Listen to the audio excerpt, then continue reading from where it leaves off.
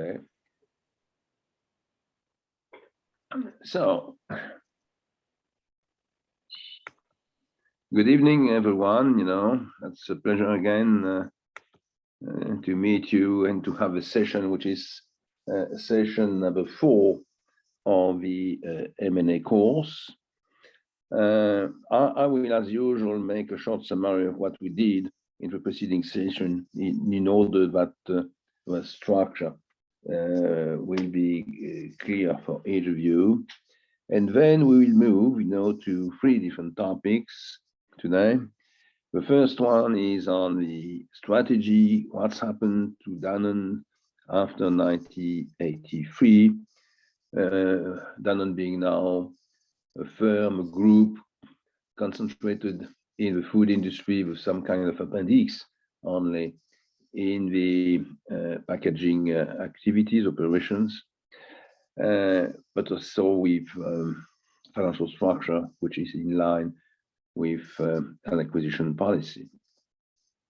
And we will go up in detail up to the middle of the 90s, and we summarize with other slides, slide 15, we already used, presentation 15, some elements for the last part of the history. But anyway, we'll come back later on this part.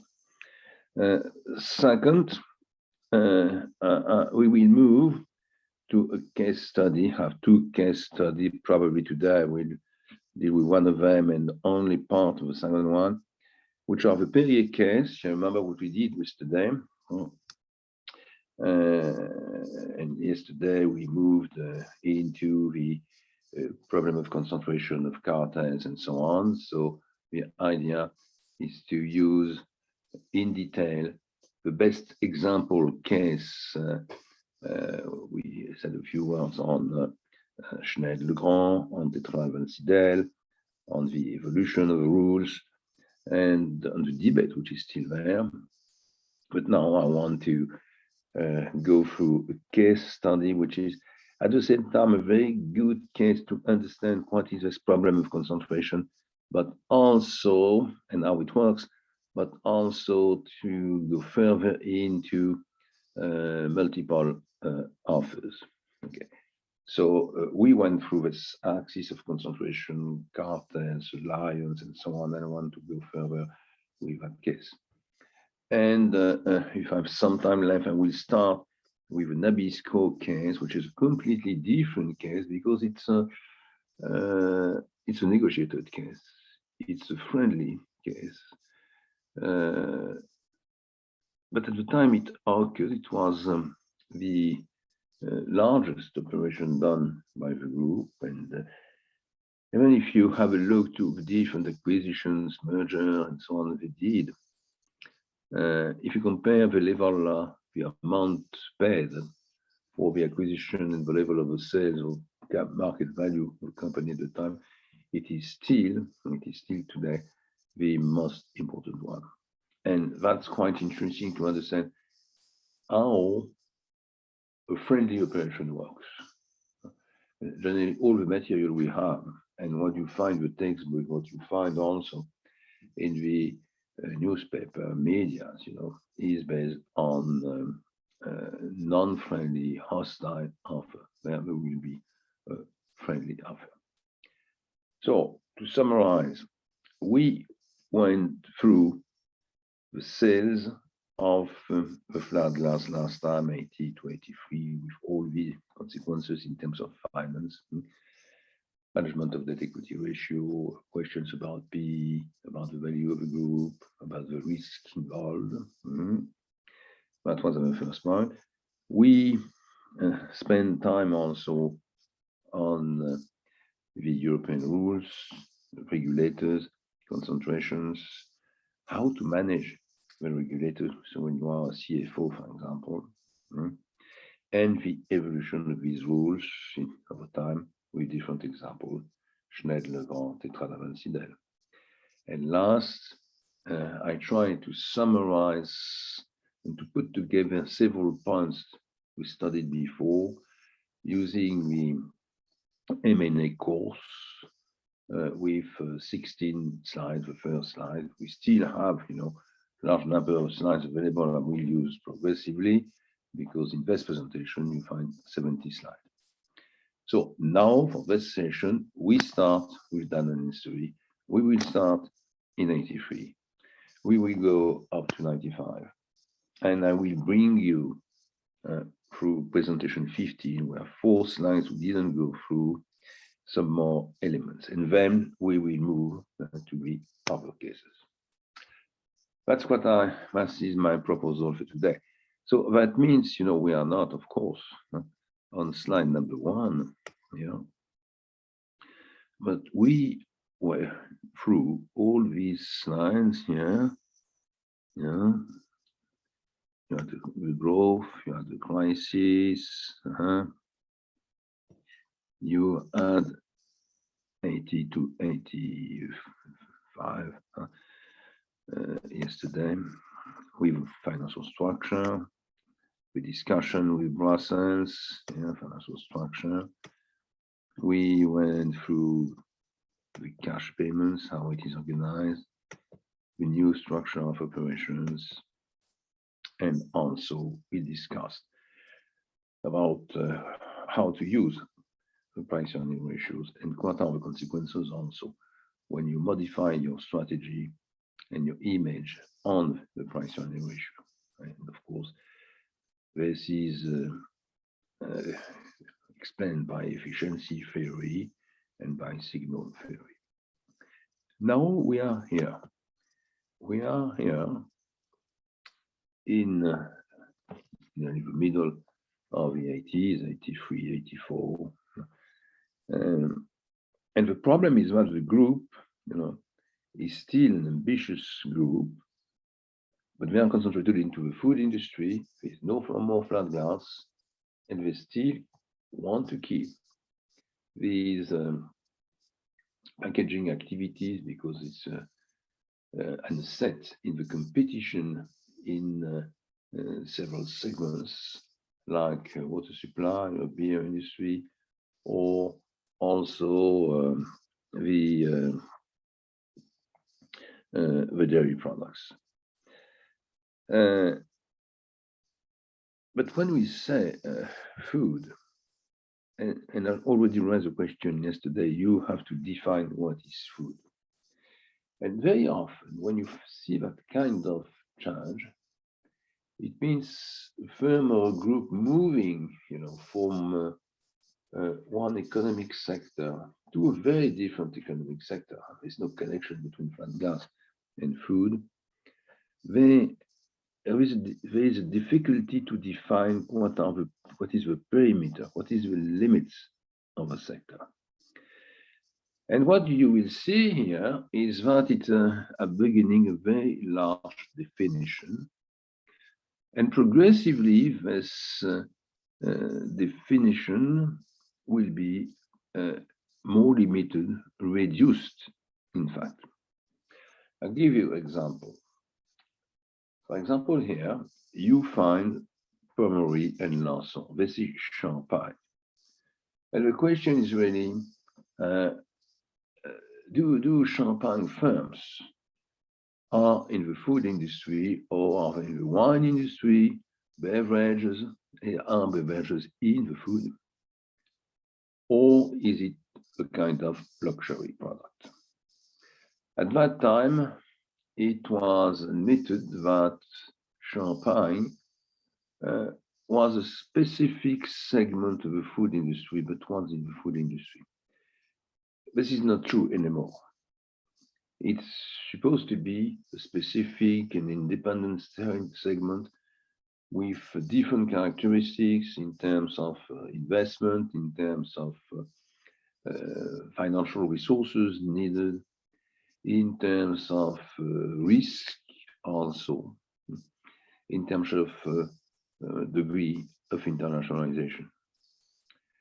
So what you see here is that on this slide, beginning of the 80s, they bought firms very different one from the other. And the only definition of food, which can be given at that time, is food is a product.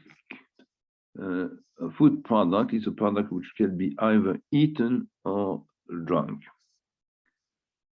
It means any kind of product which can be eaten or any kind of product you drink are part of the economic system. So it means it's very, very large, And since that time, it has been progressively reduced. And in fact, it is reduced afterwards in the 90s. For what reason?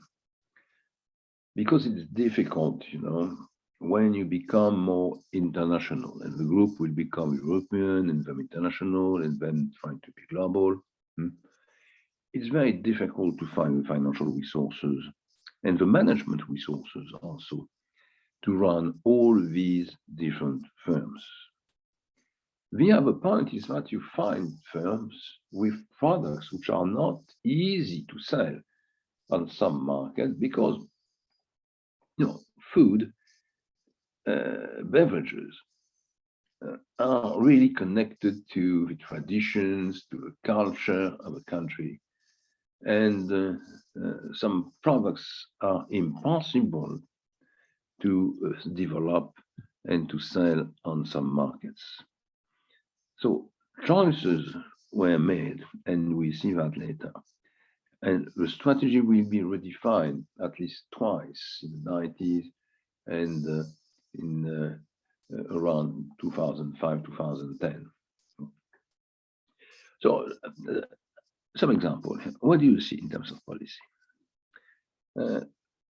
In 1980, in 1980, they had decided to sell a flat glass.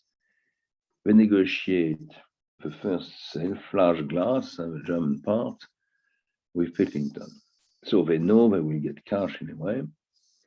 And they start with a few acquisitions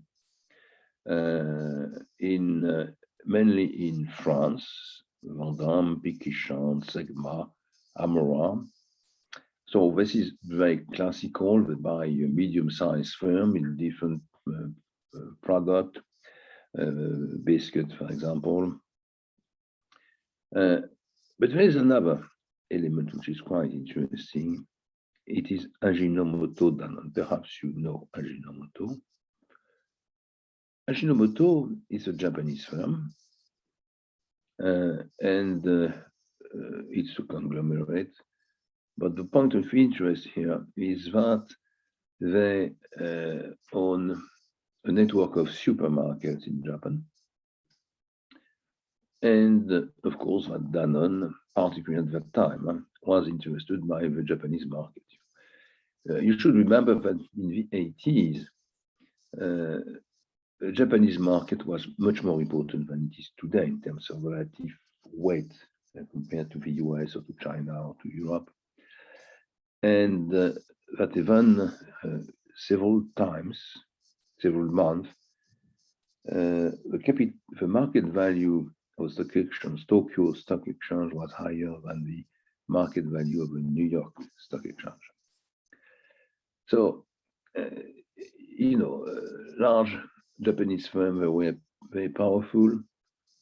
They were examples in terms of management, and to be on the Japanese market was one of the goals for firms who want to be international. And it happened that this happens very often. It was a meeting between the two CEOs, Ajinomoto and Danone. And the idea was very simple. Danone has the knowledge, technology to produce dairy products, and Ajinomoto owns the distribution network. And they decided to create a joint venture. So at the same time, in 1990, you find very classical,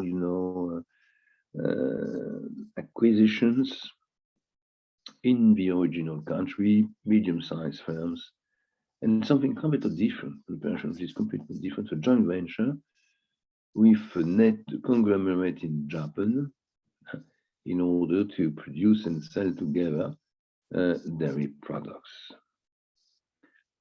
81, you find one of the consequences of strategy, which is to acquire all Danone firms in the world. That means they will get also the ownership of the Danone brand all over the world. Even reach this goal, it means to buy progressively one after one. Danone Spain, Danone Italy, Danone in the Netherlands, in Belgium, Danone in Germany, Danone in the US, and one or two others. And of course, Danone in the US was one of the most important ones in terms of size, in terms of return, potential, and so on.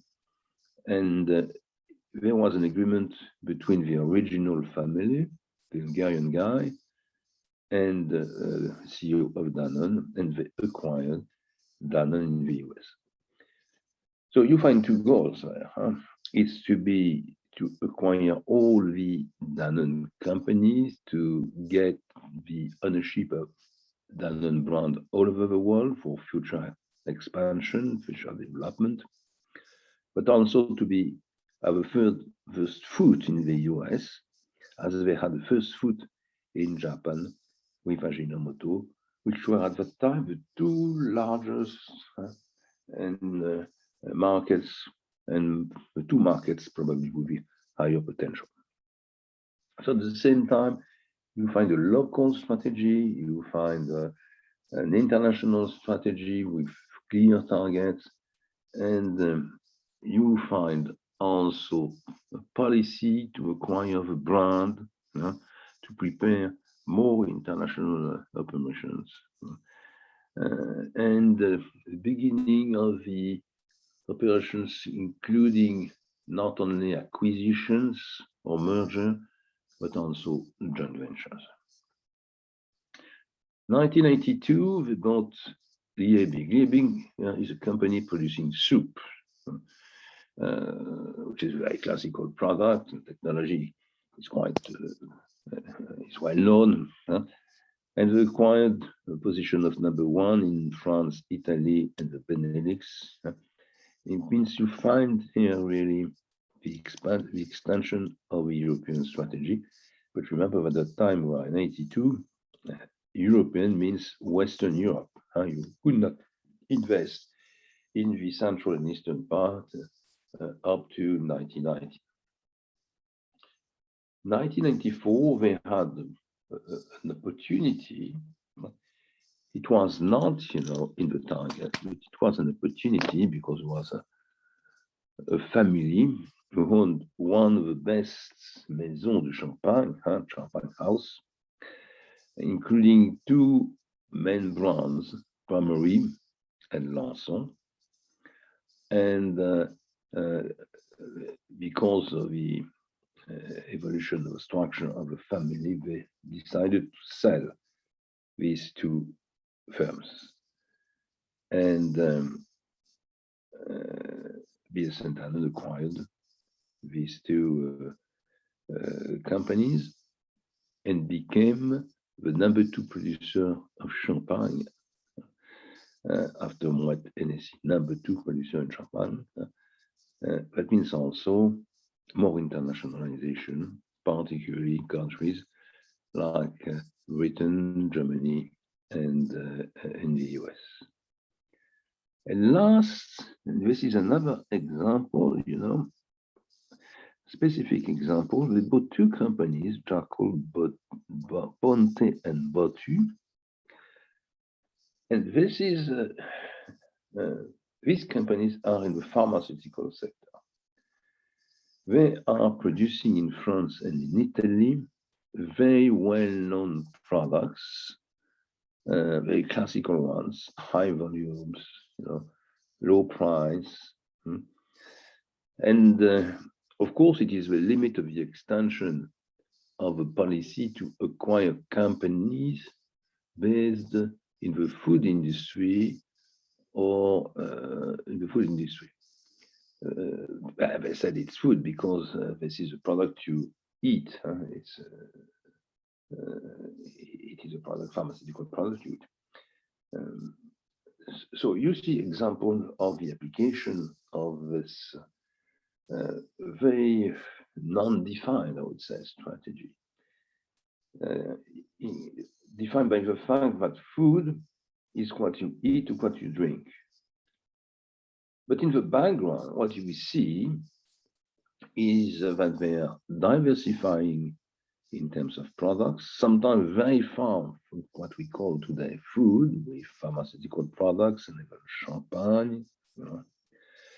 They started also a geographical diversification, partly in Europe, in Italy, in Benelux, but also in the US and also in Japan, and develop a policy on the brand in order to acquire the ownership of the brand Danone all over the world.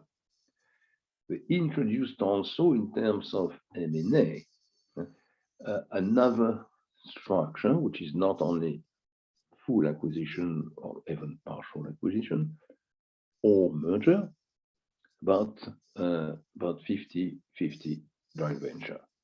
And this was done in Japan with Ajinomoto. So that's the kind of policy you find in this year.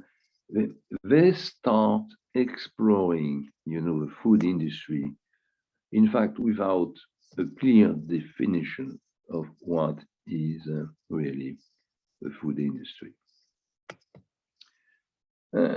If you have a look on how it is financed, you remember what we met in terms of financial structure and financial resources used to finance the acquisitions. Before the crisis, it means before 1974, 90%, more than 90% of the acquisition were paid in shares.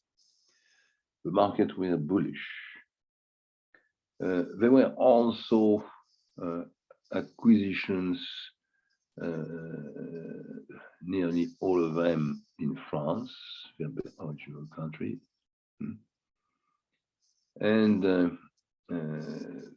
they were able to keep their cash in order to finance, that was the project at least, future acquisitions. In fact, they didn't do that. Mainly, they used the cash and the debt capacity in order to refinance the flat glass during the crisis of 73-79. So the market was bullish from 67 to 73, was bearish from 74 to 80, and was just recovering from this crisis, this oil shocks. We have two oil shocks, if you remember, 74, the first one, and the second one in 79. Okay, and the beginning of the 80s, where the very high interest rate.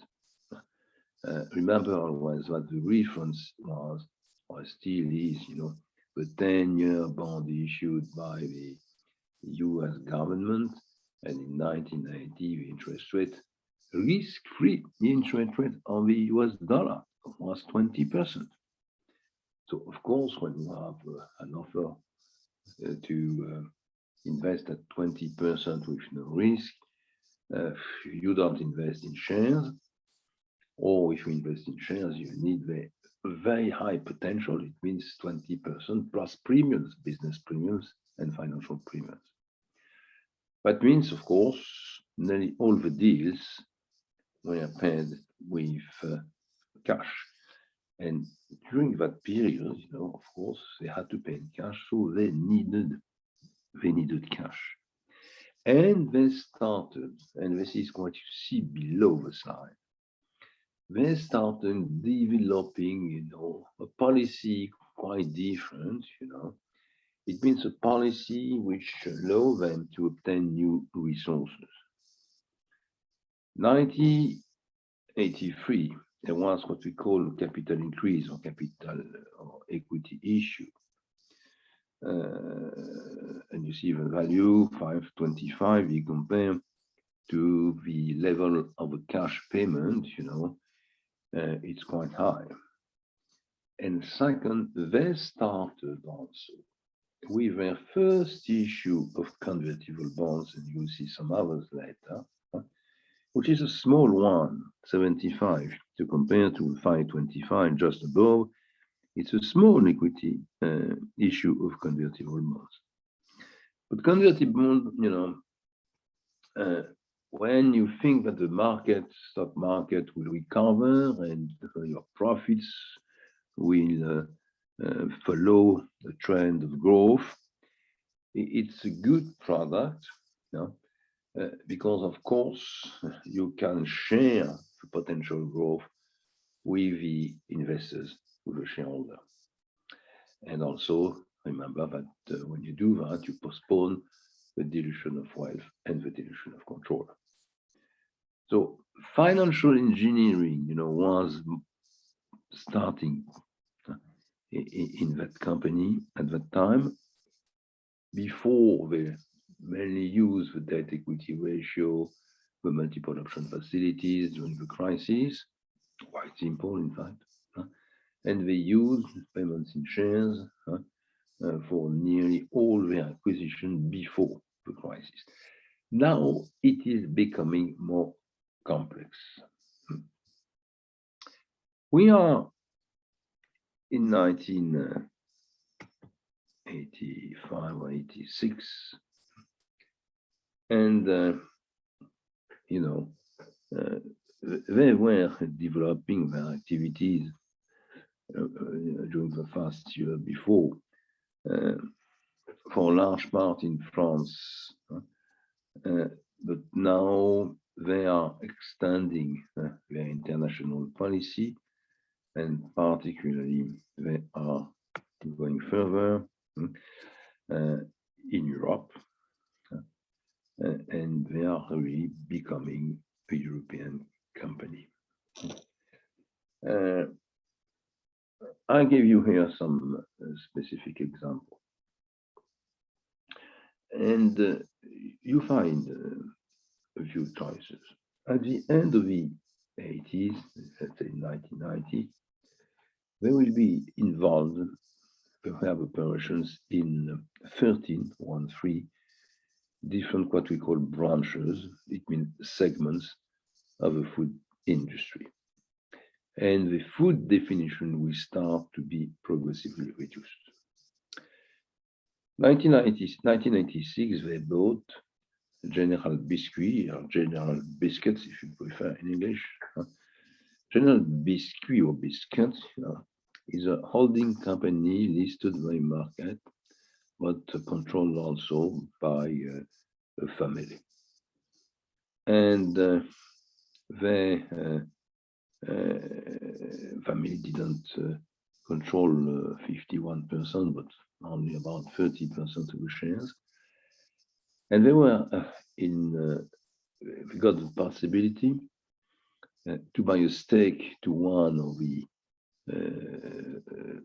non-control shareholders, and then to launch a hostile takeover bid.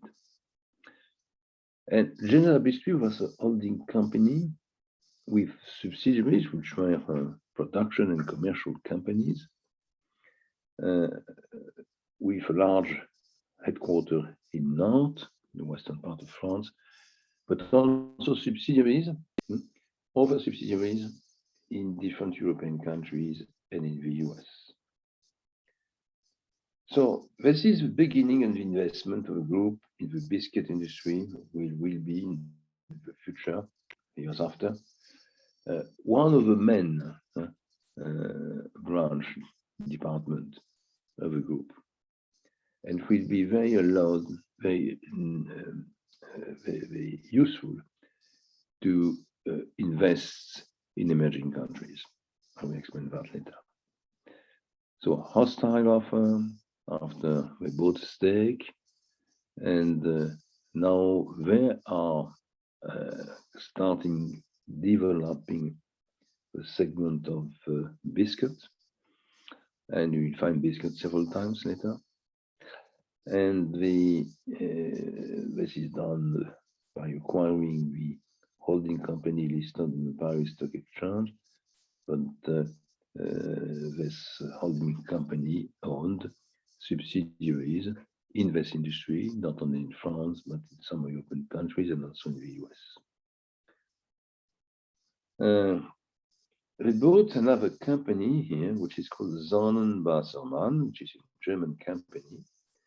And you remember that with Evian, a few years before, it was before the crisis, about 15 years before, they got in the Evian company a subsidiary based in Lyon, in France, called Panzani, and being the number one in pasta on the French market.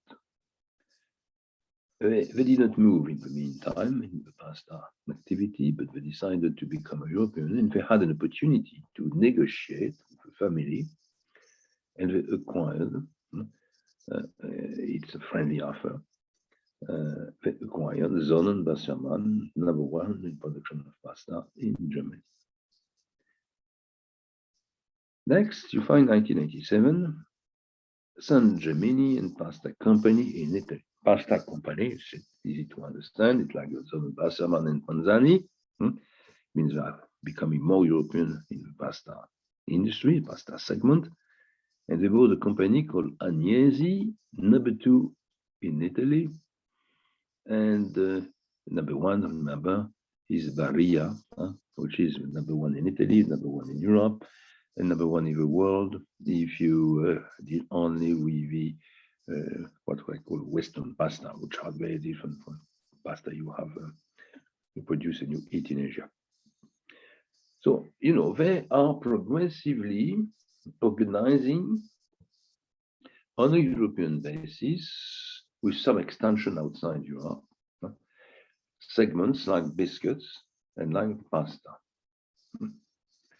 They bought also in 1987 another company in Italy, which is San Gemini. San Gemini, is in the water supply. So San Gemini is also a holding company with a few production sites, Ferrare and Mario, for example.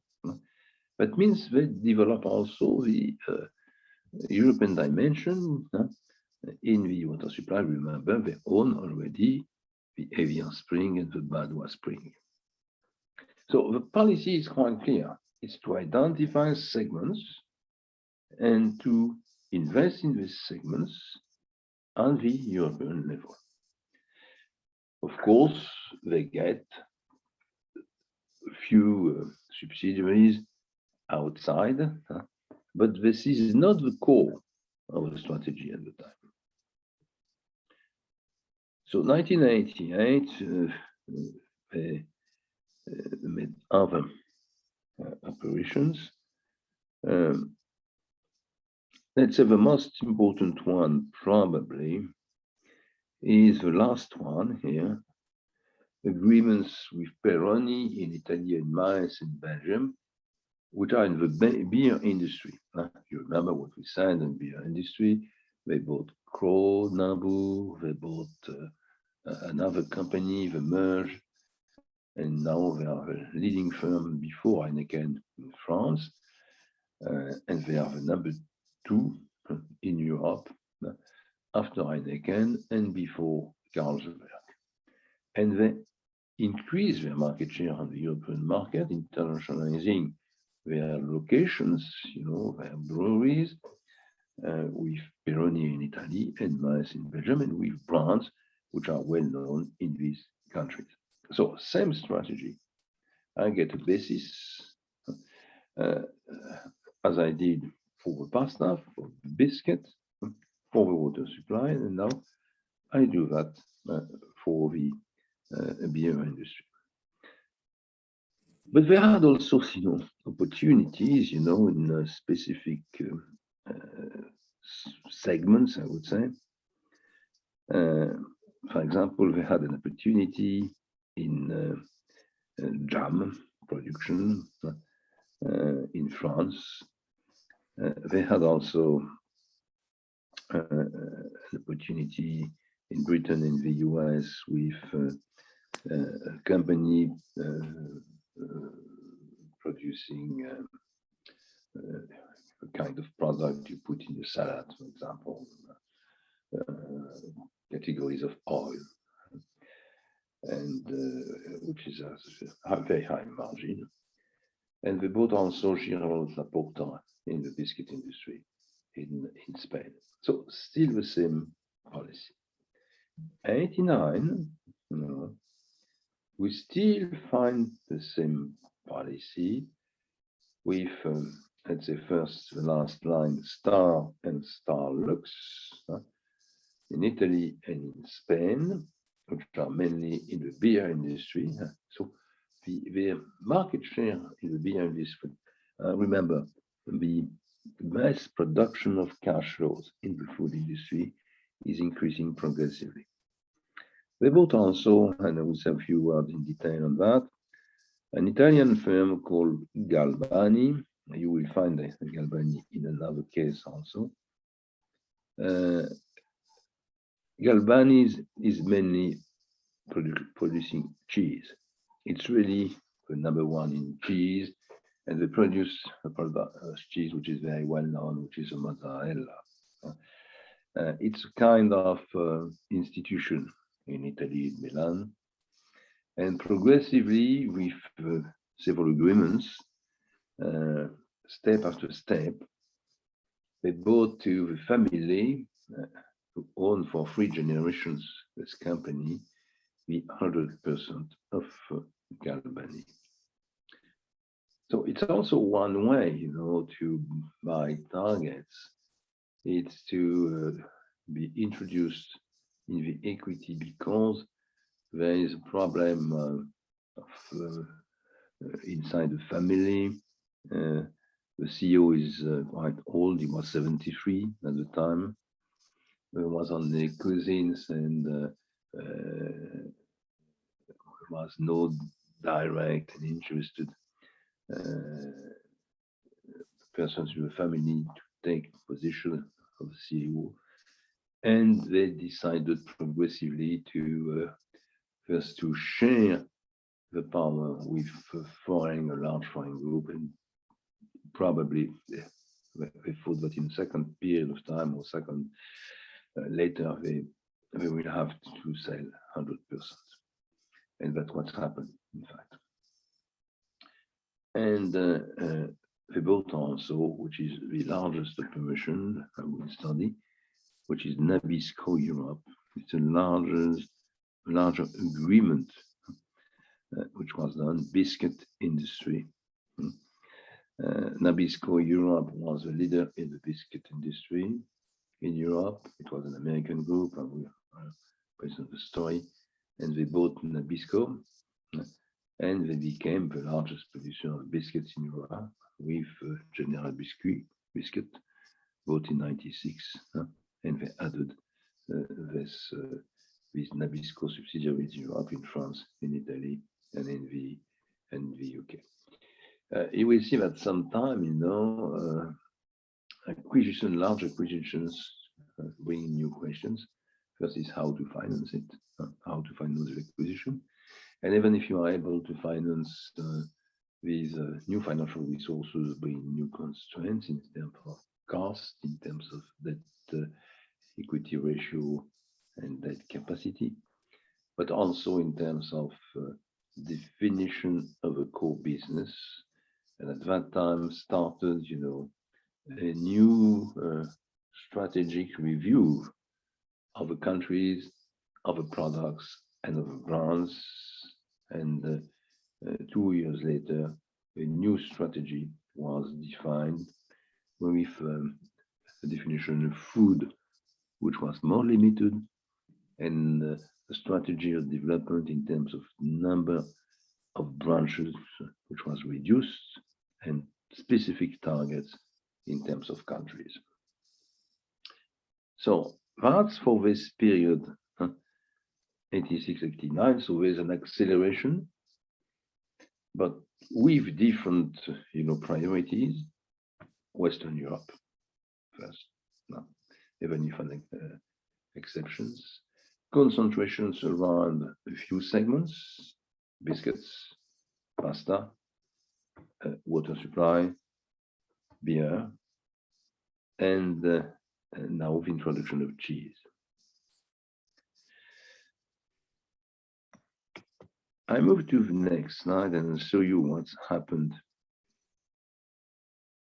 after 1990. What do we find after 1990? Of course, I cannot go through all the acquisition now when you have about 50 a year. So I choose the most relevant to explain the strategy of the group. What you see here is that, of course, you will find again acquisitions in Western Europe, but there is no more acquisition in France, the original market. You find operations done in Central and Eastern Europe because the political circumstances, were such that these markets were now open to foreign investment, and you understand that they start also, or they accelerated, the development of the non-European investments, and mainly, you understand that clearly, it is in Asia. So 1990, they made several acquisitions. Some of them were very traditional. I would say Birkel in Germany. You see that on the second line, which is mainly pasta in Germany again, already done Wassermann. So they became really the number one of the market. The second part of Agnesi, they bought a stake, and now we bought 100% of Agnesi in Italy, pasta. So they become, clearly the number two player on the European market, on the pasta market after Barilla, which is also a world leader. Second, they introduced Danone in Eastern Germany. It's not an acquisition. Birkel and Agnesi were negotiated acquisitions. It's a bit different. If you have a look to a map, you understand that Eastern Germany was much smaller than Western Germany, and there was a difference in level of development. And there are Germans both sides, they speak the same language.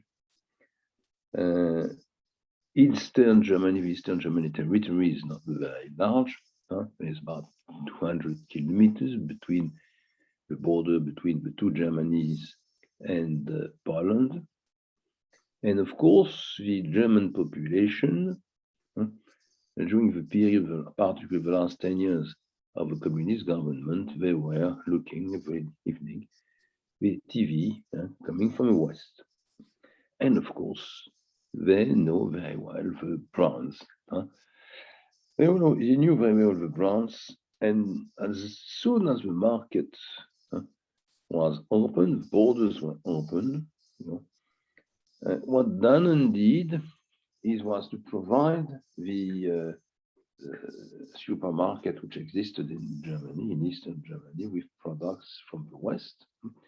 When you have no more than 200 kilometers to go through, it's easy to provide the necessary product to the Eastern Germany supermarket from your factories, which are not too far from the border. So, it's how to acquire a market to become the number one on the market of about 20 million inhabitants without making any kind of investment. You produce in Western Germany, you have a factory there, you increase the production, you organize the transportation system, and you get the market. So that means, in fact, the German market for Danone, but for many others, increased very quickly. We had about 65 million inhabitants in the west side, about 20 in the east side. The merger to market, it's about 85, and you enlarge the market without with marginal investment. And the last one here is Nabisco in Asia. Nabisco, remember, Danone bought in 1989, negotiated contract, friendly. Nabisco subsidiary in Europe, becoming the number one in the biscuit industry in Europe. And now, 1 year later, they had an opportunity, which was to buy the subsidiaries of Nabisco. Nabisco is a US-based group. In some countries in the Asian Pacific region, India, Hong Kong, Singapore, Malaysia, and New Zealand.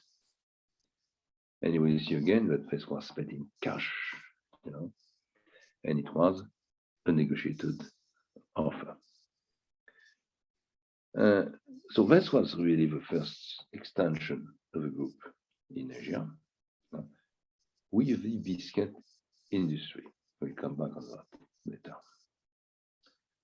1991, Danone invested again in Central and Eastern Europe, mainly what we call Central Europe here, particularly in the dairy product, but also in the biscuits.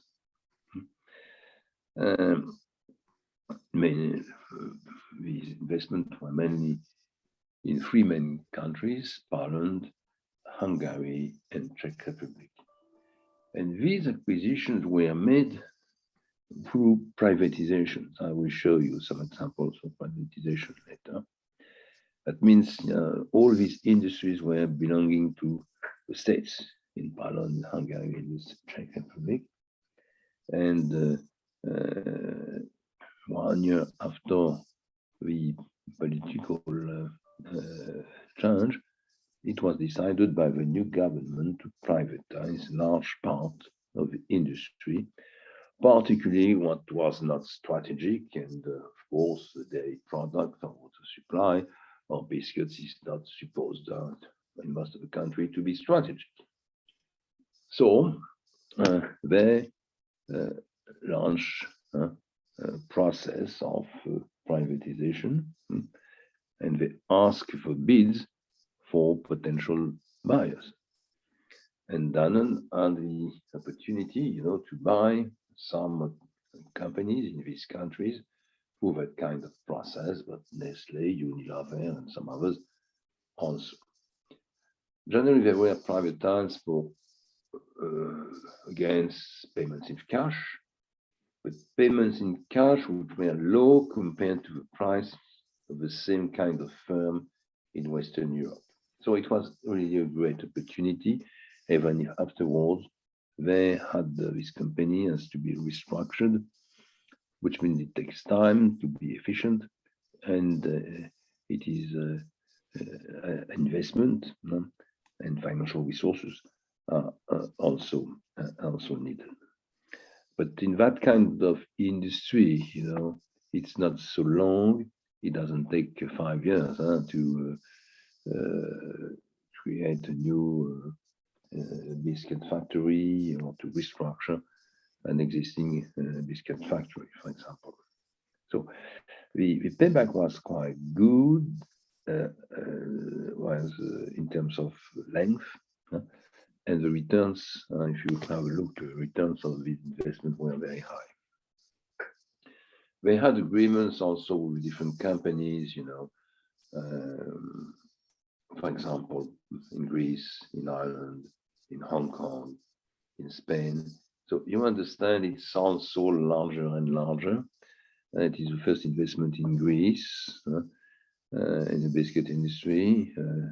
W&R Jacob in Ireland, it's beer, for example. and they got also, they passed also agreements which were friendly in Hong Kong and in Spain. For all these operations, there is no hostile offer. All these operations were negotiated offer, and all of them were paid here in cash. 1992, it was Kökala-Dovny and Benesov in the Czech Republic, and they created Danone in Thailand and in Shanghai. So that's two other ways to develop your activities here. Kökala-Dovny is in the biscuit industry, and Laitry, the Benesov, it's a dairy product factory in the Czech Republic. And Danone in Thailand and in Shanghai, it's they started scratch with a new factory in the dairy product in these two countries. So it's more and more, diversified on a geographical basis. If you consider the operation on that dimension, now if you have a look to the segment of food, it's more and more concentrated on a limited number of food, mainly dairy products, biscuits, some pasta. That's really the central part of the investment. So that means you find the rule, which is when you enlarge your geographical diversification, at the same time you reduce the scope of your investment, you reduce the definition of food, and you choose among the food industry the segments where you have you master innovation, you have an image, you are a low-cost producer compared to your competitors, and you choose also products which can open or help to open the market. It is clear that when you go to countries like India, for example, or later Russia, and you want to start with dairy products, which was the original idea, you understand very quickly that it is difficult. It is difficult for two reasons. First one is a problem of hygiene, transportation, cold, refrigeration, and so on. And the second one is the price of the product when the level standard of living is not very high. And if you compare it to biscuits, it's much easier to start with biscuits because the price of the biscuits is very low to compare to the price of dairy products, because also it's a better product to feed the population when populations are poor. And because the problem of transportation, warehouses, cold temperature to keep the product is not the same than for dairy product. So what you will understand, you will see, is that in large, particularly in large emerging countries, the investment started by biscuits. Even if when you have a look to the income statement of big biscuit producers and you compare to dairy products or to water supply, the EBIT is about 50% of the EBIT of the dairy products of the water supply. So return is much lower, but it's a policy in order to acquire market share. Acquisition is also acquisition of market shares, and after that, when you know the country, when after several years of growth in the country, you can start with more sophisticated production. A few words also on Kökala-Dovny. I don't know if you met some questions like that, but you know, even in the 90s in Western countries, a group like BSN Danone owns only, I would say, factories, distribution networks, but nothing else. In countries like the Czech Republic, when they decided to privatize, you know, the biscuit industry, they launched an operation asking for bids. But the bids have to be not only on the production side, but also on all the support services and structures around. I mean, when we bought Coca-Cola Dauphiné, we bought at the same time, you know, we bought a small hospital, we bought a school, we were in charge of the roads around, we bought also the buildings where the workers were living. In fact, we bought a small city. And it is clear that we were not accustomed to manage that kind of situation. We have a good experience of managing production site, but not all these buildings, assets, and services around. But that was the only way to acquire the factory. So that's what we did.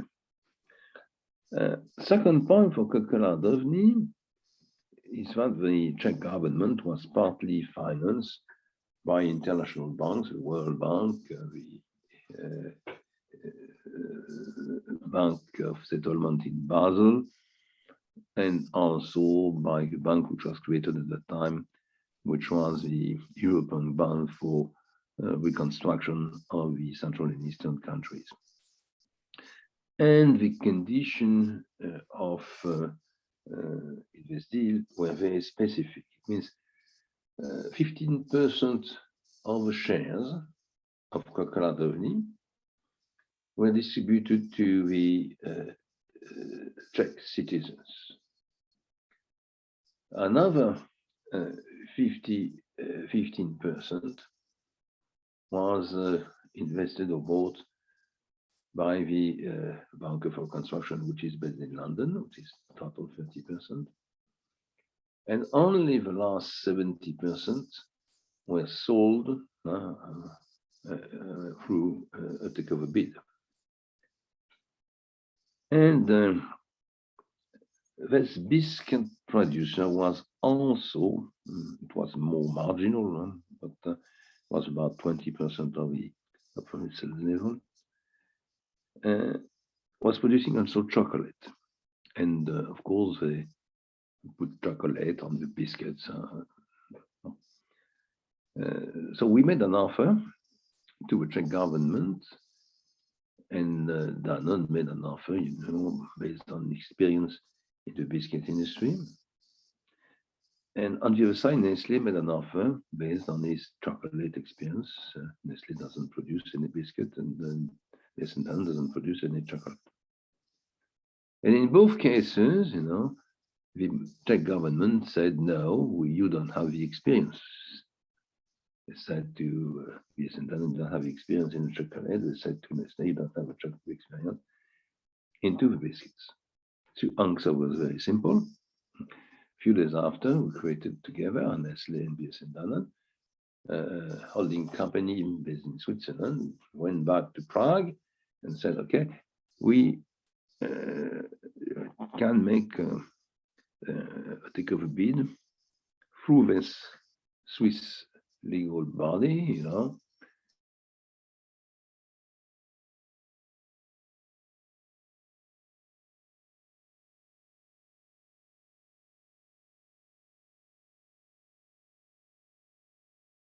Process jointly, BSN Danone and Nestle, they got, jointly, they got 70% of the company. But there were still the individuals, citizens, for 15%, local citizens, and 50% investment for construction and development based in London. Okay, so you make the acquisition, you have paid for that. It was not very expensive, but when you want afterwards, to analyze your acquisition, you have really to take into account other elements. First, how much you have to invest to restructure the company and the site. Second, what are you able to do with the non-production buildings and stuff? That means, are you able to find another buyer? Are you allowed to do that by the contract? How much can you obtain from that sale? Or do you sell these buildings for nearly nothing just because you don't want to manage them, you want to pay for the costs? So very often, privatization are quite complex. What's happened is, of course, that Nestle and BSN Danone found companies which are specialized in managing, the kind of services we found, streets, water supply, schools, roads, and so on. So you can find that. You find in Western Europe utilities, which are ready to buy. And that was done for a price which was acceptable. And anyway, it was not possible to do something else. So you have to be very careful when you calculate the final cost of the operation. It means up to the point you have only the ownership of the production site, and the production site, it's competitive compared to factories we manage in France or in Germany or in Austria, which is a neighboring country. So that's what's happened there. So if you want to conclude here, you understand that in this period, 90, 92, 93, we had an acceleration of the acquisitions, partly in Europe, partly out of Europe, mainly in Asia. Still, and more, I would say, in a few limited part of the food industry, segment of the food industry. You understand that biscuits here and dairy products are very central, which is not very surprising, And if you have a look to how it is made, it's a dominant payment in cash. That means the problem of financial resources to find on the other side of the balance sheet is clearly raised. So that's very different here from what we met years before in the 70s or even at the beginning of the 80s. So we have been through these acquisition policies here, 33, 34, and now our last slide, before real charging strategy, which is an extension of these operations, And it is interesting because what you find here, it's, I would say, classical operations, which are similar to what we have already presented. For example, they bought last line 94 San Miguel in Spain, which is one main producer of beer in Spain. Same policy, beer produce cash flow. We have bought companies already in Spain, in France, of course, but in Spain, in Italy, in Belgium.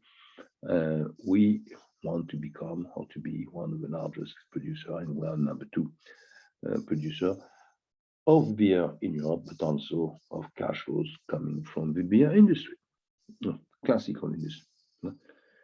We see also that we had investments in water springs.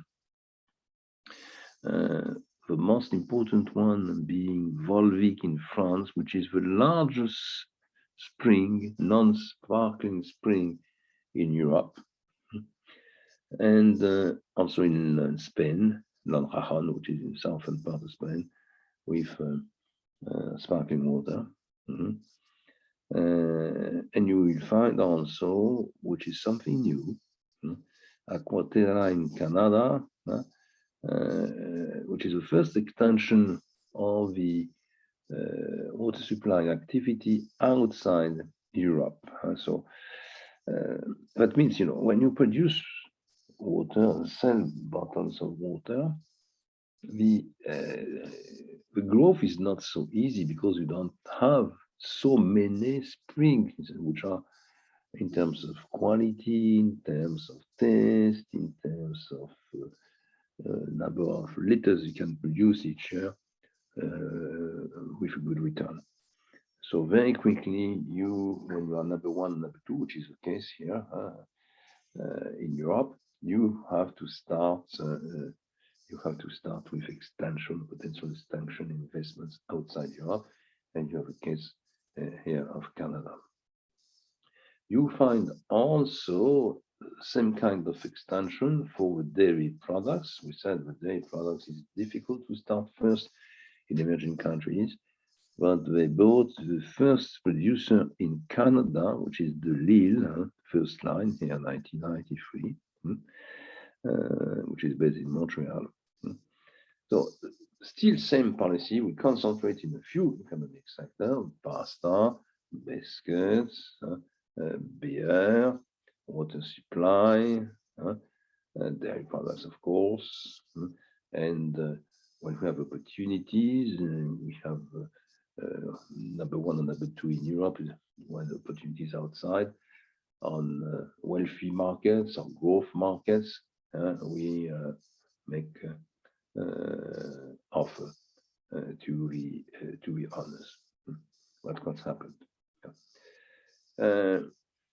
So the group, you understand, by the middle of the 90s is more and more concentrated on a few segments of the food industry.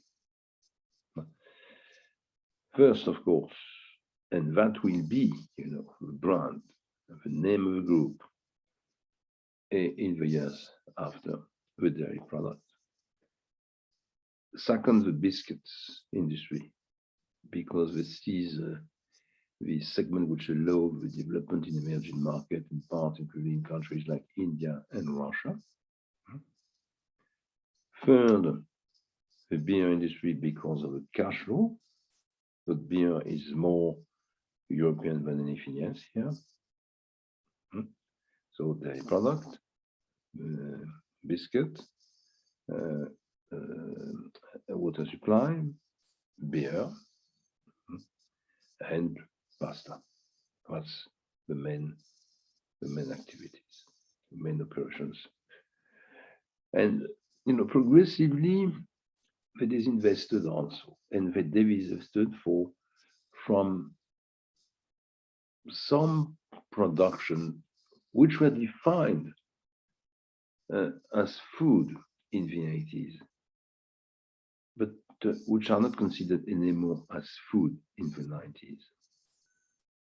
Can give you 2 examples. First one is in the pharmaceutical sector. If you remember, I said it was somewhere here.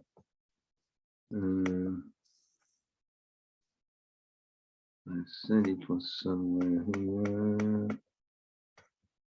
They bought Botu, for example, which is a French family-owned firm in the pharmaceutical sector in 1985. And they resold bought you 5 years after with a very good return. But they said they moved their position in terms of definition of food, reduction of a sector between the middle of the 80s and 1990. You will see that they sold again in 91 Pommery and Anson with Champagne, because it was understood that the champagne was very different from the dairy product, the water supply, the beer, the pasta. The buyers are not the same. Customers are not the same.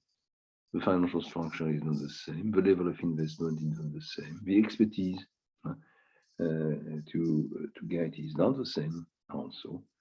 So progressively, they concentrated on a very limited number of segments of the food industry, and the food industry was defined with a very more limited and reduced perimeter.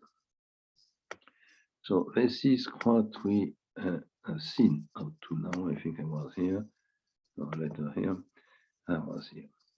So now a few elements on operations.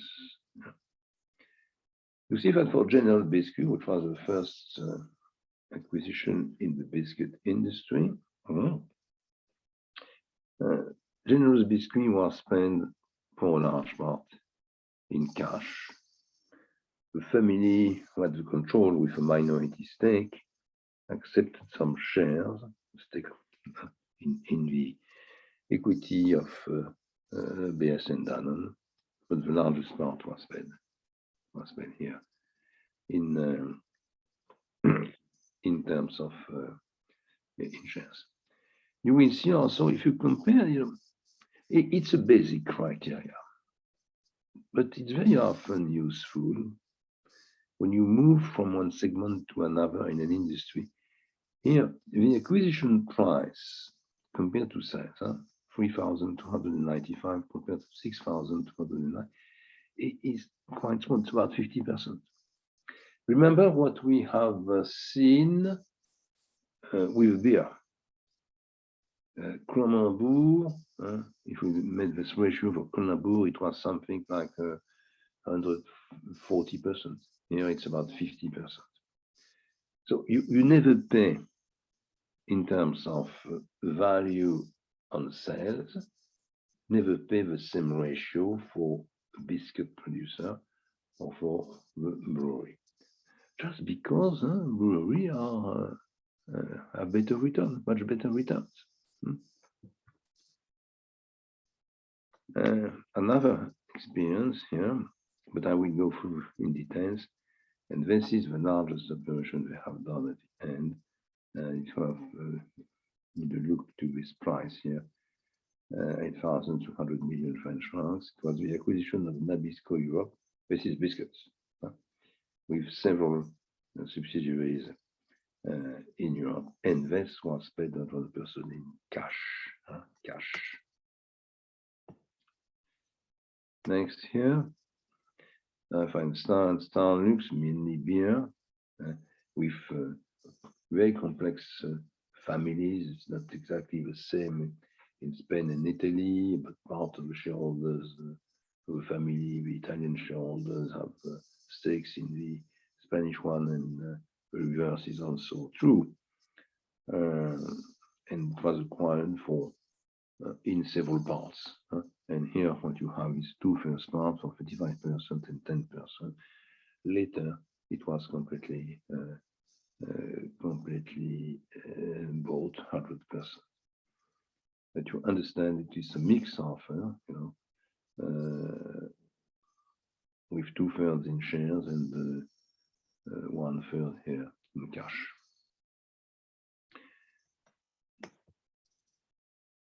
Now you have Galvani in Italy. I remember. It's a very big, large acquisition if you compare to others.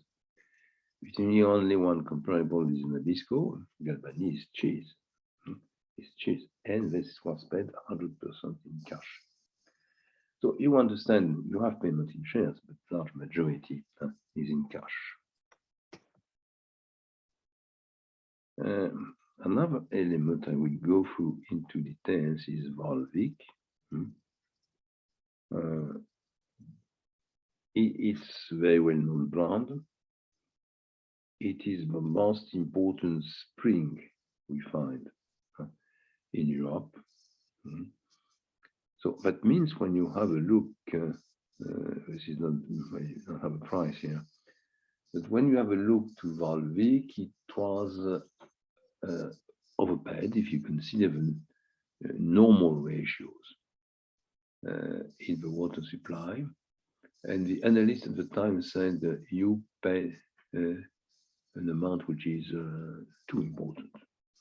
But you have to take into account that the capacity of production was very large, and that's been increased tremendously by the engineers later. But also you have economies of scales on the marketing you invest in the brand, on the factory, and on the transportation system, partly railways, which is used. So it's also complex to find the value, but when you buy really the number one on the market, where you have a problem of scarcity of production, you pay a high premium for that situation. Now, let's have a look to some of the financial operation during that period of time, and what's happened, of course, to the debt equity ratio. What you find is that part of it was made in shares, but large majority was made in cash. If you made the total of the two columns, cash and shares here at the period of time, you have more cash than shares. It's between 95 and 1990. And we used, financial engineering.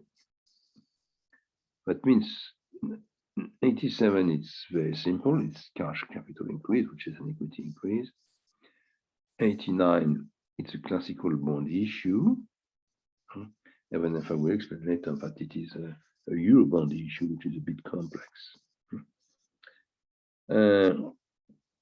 You have a specific product in 88, we call, in English, it's a bond plus a call, but the bond plus a call, which is not a convertible bond, because the day after the issue, the bond is separated from the call, and they have two prices on the market. For a convertible bond, the bond plus the call is only one product up to the end of the life of a convertible bond. That means when it is either paid back or it is converted, exchanged against shares. So this was something quite new at the time. And if you have a look to the stock market, this is a product which is generally used very often after a period of crisis, when the markets are starting recovering, and when, of course, companies need long-term cash resources. And they use also another product here called Gemofim, which is first line, 86, which is a very specific system of bond. It is a bond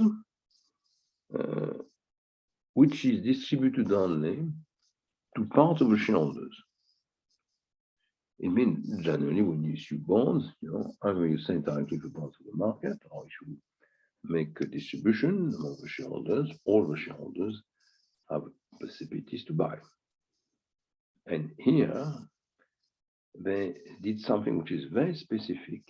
They issue bonds, but distributed only to their allies. It means shareholders, a small percentage of shareholders, which were known, connected, linked one way or another to the firm, either were customers, were investors, were members of the board, and so on. And these bonds were not ready to finance the company. You see the numbers are very low, 120 compared to the other numbers you see here. This is a bond. When you buy a bond, you get a bond for a very small amount of cash, but with several options, several calls. And this option can be used in case there is a hostile offer against the company.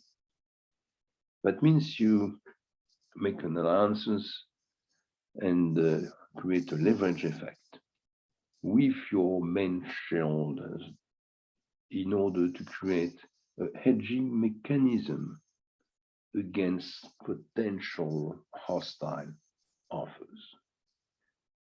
So what you see here is that, of course, they still use classical equity issues. But after that, the three others are quite original. The bond issue, which is a euro bond, the bond with a call, with the separation between the call and the bond, and the Gemorphin operation, which is a bond with multiple option, which is a kind of insurance or instrument created in order to be protected in case of a hostile offer. So this is one of the characteristics. They are becoming more international. They are becoming bigger. They need also more financial resources because, it was not so easy to pay in cash. Markets were not as bullish as they were before. They will become more bullish in the last part of the century, between 95 and 2000. So they have mixed payments, so we needed more financial resources, and also they were investing more and more outside their original basis of the neighboring countries, and it was much more difficult to pay in shares. So they needed more cash resources. And when you need more cash resources, you need to concentrate part of your investment on segments with high cash flow production, but you need also to go to become more technical in terms of financial engineering to find the right resources when they are needed. And this is the lesson here. And 90 to 93, this is something I said a word on last time. No, 1990, we started with a new crisis in Europe and the United States. Stock markets went down by more than 30% between 1990 and 1994. But also the real estate prices went down by the same rate, about 1/3, in London, in Paris, in some other European countries. That means, in that case, no one wants to be paid in shares. They want cash. And you see that in the column, it's full of cash, there's no shares. Okay. But when you need cash, either you have debt capacity and you get also large amount of multiple option facilities, and you can, in situation you solve, in fact, the liquidity risk to the banks, or you already used it, but you need more cash. And the only possibility, if you want to escape to a too high debt equity ratio with a negative impact of your rating, and if you want to escape also to dilution of control and dilution of wealth, is to issue convertible bond and to postpone, in fact, the conversion of these bonds into shares to a better period of time. It means, in that case, it was postponed to the second part of the 90s, at the time the stock market recovered. And the group issued two convertible bonds, large convertible bonds. They were the largest and more technical bonds issues on the stock market at the beginning of the 90s here. So we are working very hard on these issues, trying to optimize with the banks, of course, the structure in order to escape to a different risk round, but also in order to be sure that the day of the issue, all the shares, all the bonds on the market, all the convertible bonds on the market, offered on the market will be bought at the price we expected. So you understand that the situation we met before the crisis of 74, it's difficult to find again when you are more international. Because when you are more international and you start to be global, you are in a situation you cannot peg whatever the state of the market is, bullish or bearish. You cannot pay in shares. You need more cash, and you have to find a way. If you accelerate your growth, if you accelerate your acquisition process, you have to find some ways to produce more cash or cash flow via, but also financial engineering. There is no international development without the concentration on operations with high cash flow levels, and also with a good team working with one or two banks on the best financial engineering techniques available. This is what I wanted to show you here. Just to come back again to some of the points we have made before. This is on the left side, the level of equity. This is on the right side, the net financial debt. Make the calculation, and you understand that when the firms are integrated and the largest amount of debt has been paid back, we find debt equity ratio around 20, 25, 30%. But after each crisis or after each very large acquisitions, we have a debt equity ratio which becomes very high here. After Nabisco acquisition, 91%. And of course, in that case, at least for a few months or sometimes a few years, the financial policy is really to reduce the debt equity ratio in order to obtain again a debt capacity.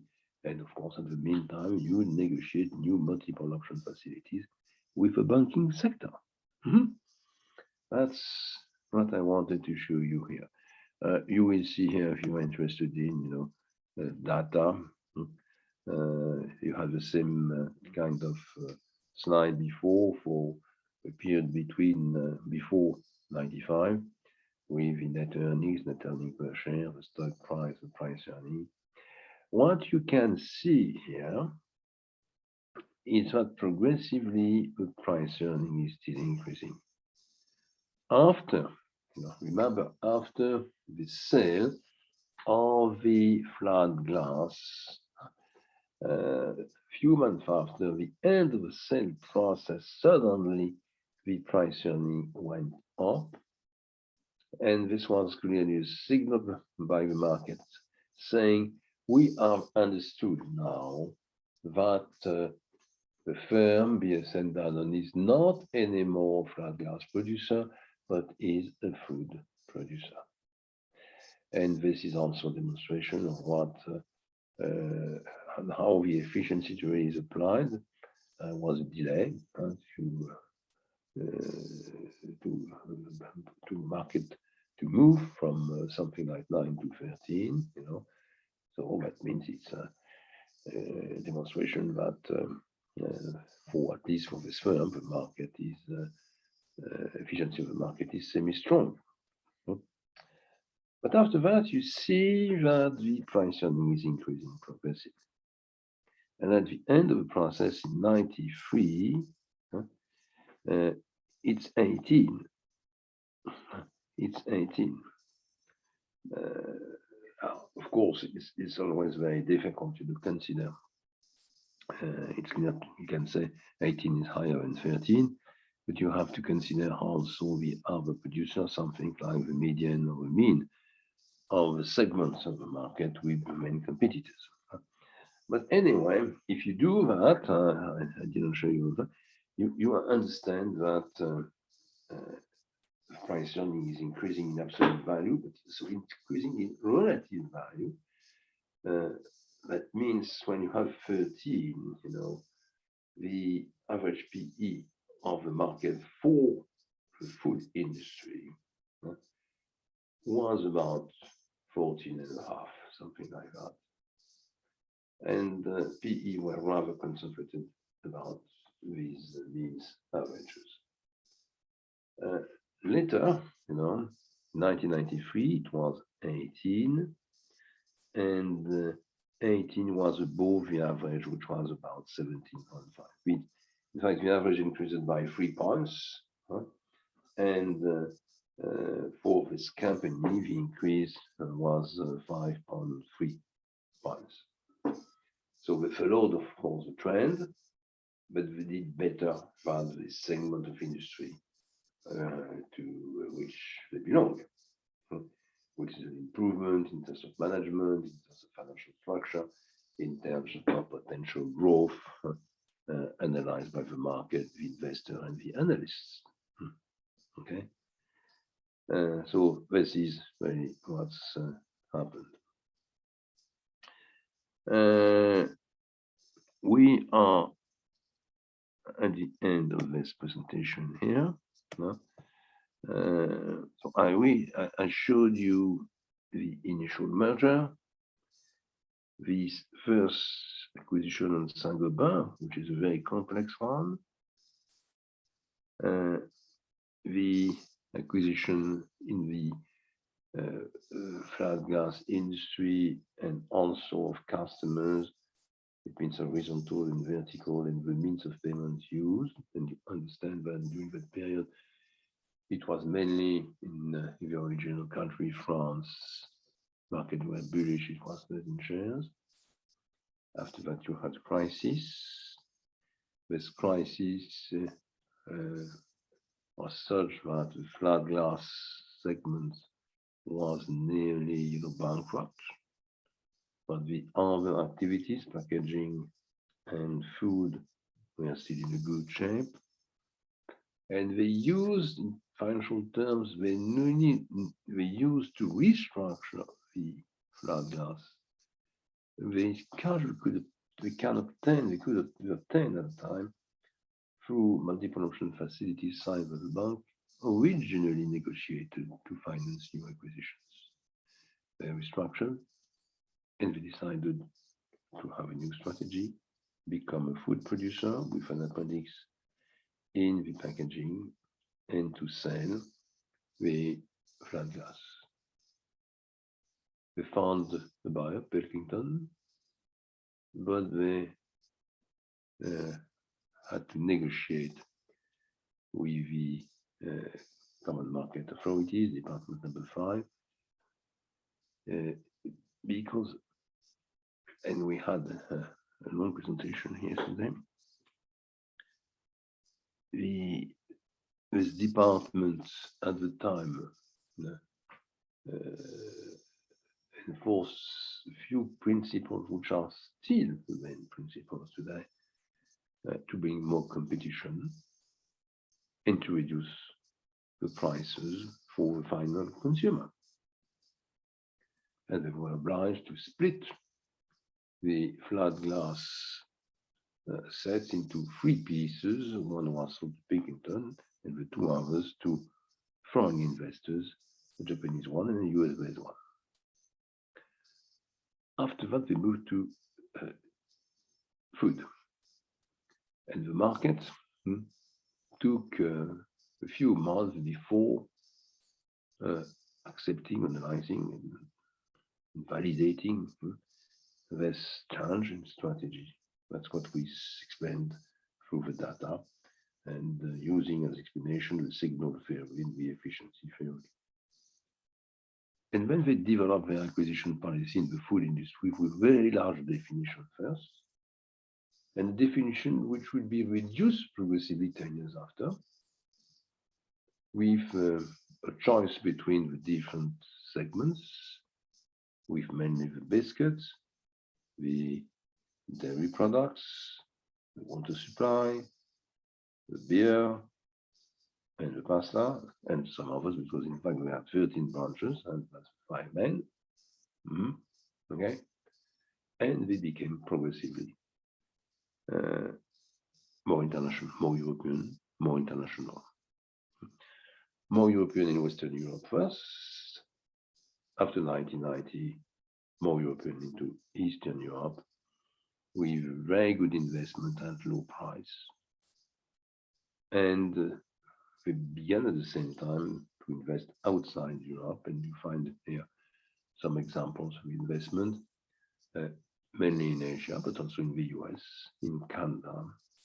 And we had on one of the slides also one investment in Brazil, which was the beginning of the investment in Latin America, which occurred a few years after the beginning of investment in Asia. And during that period of time, they invested in different segments in the different countries. It was more in the dairy products in Europe and the US than in emerging countries, and in emerging countries is quite more in the biscuit segment than in any other segment. And this was explained by different reasons due to transportation, feasibility, to the necessity of having temperature constant temperature from yogurt, which is not the case from biscuits. You know, the cost also of the product. Biscuits are less costly than dairy products. But at the end, it is clear that it's a good decision to enter the market and to catch market shares and to learn the market. But it's not so good in terms of return, because the return on beer, the return on dairy products are much higher than the return on the biscuit industry. You understood also that progressively they had to move to more sophisticated financial strategy, at least on the financial side, because they need more and more cash. They increased the size of their acquisition, they accelerated the number of acquisitions, they had more and more to pay in cash, less and less to pay in shares, because of market circumstances, but also because of the distance. Remember, distance, Aufstedt. And they developed and used more engineering techniques, convertible bonds, of course, bonds with options which are separated after the first day of issue, bonds also with multiple calls in order to hedge their financial structure against hostile offers, Eurobonds, I will explain that later.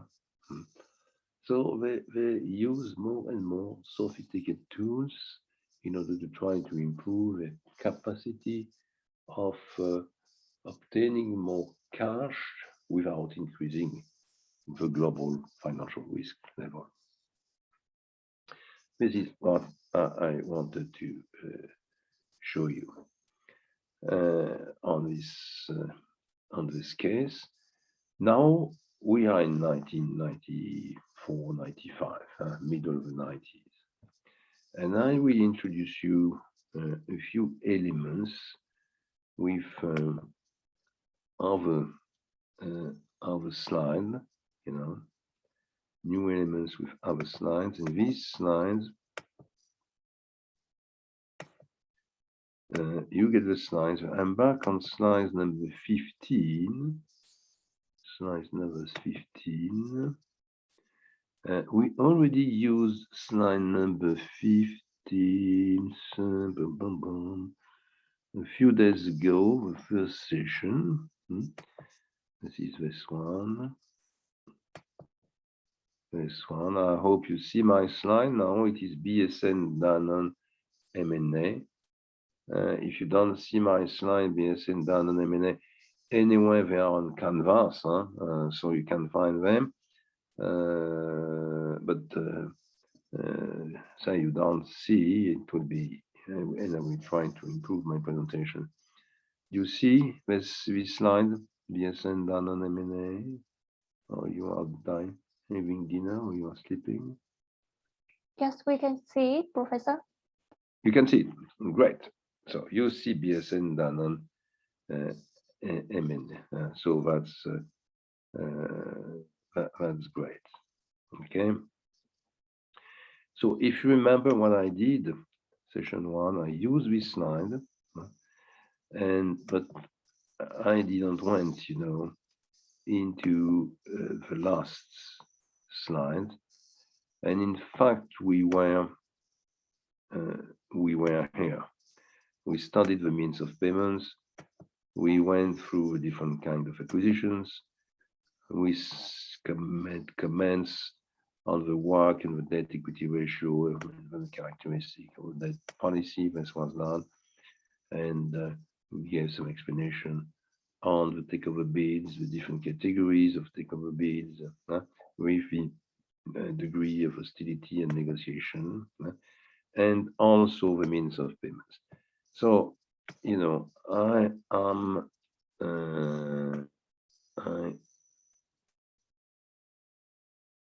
I am here, in fact. That's what I did yesterday evening, presentation of Perrier.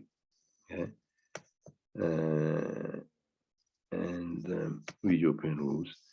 And then we start again, but I've only 3 or 4 slides to go through before moving into another case.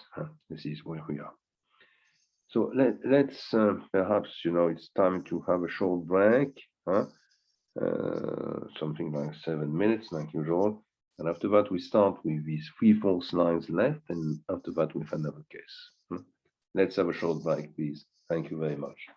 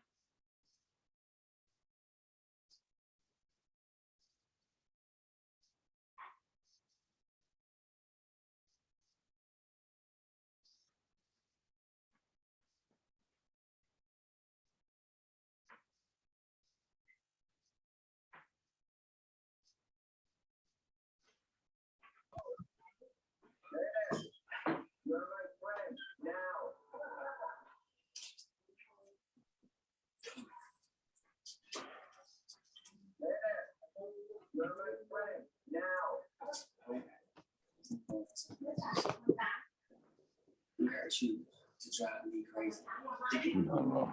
To be in his macho it's a strategy.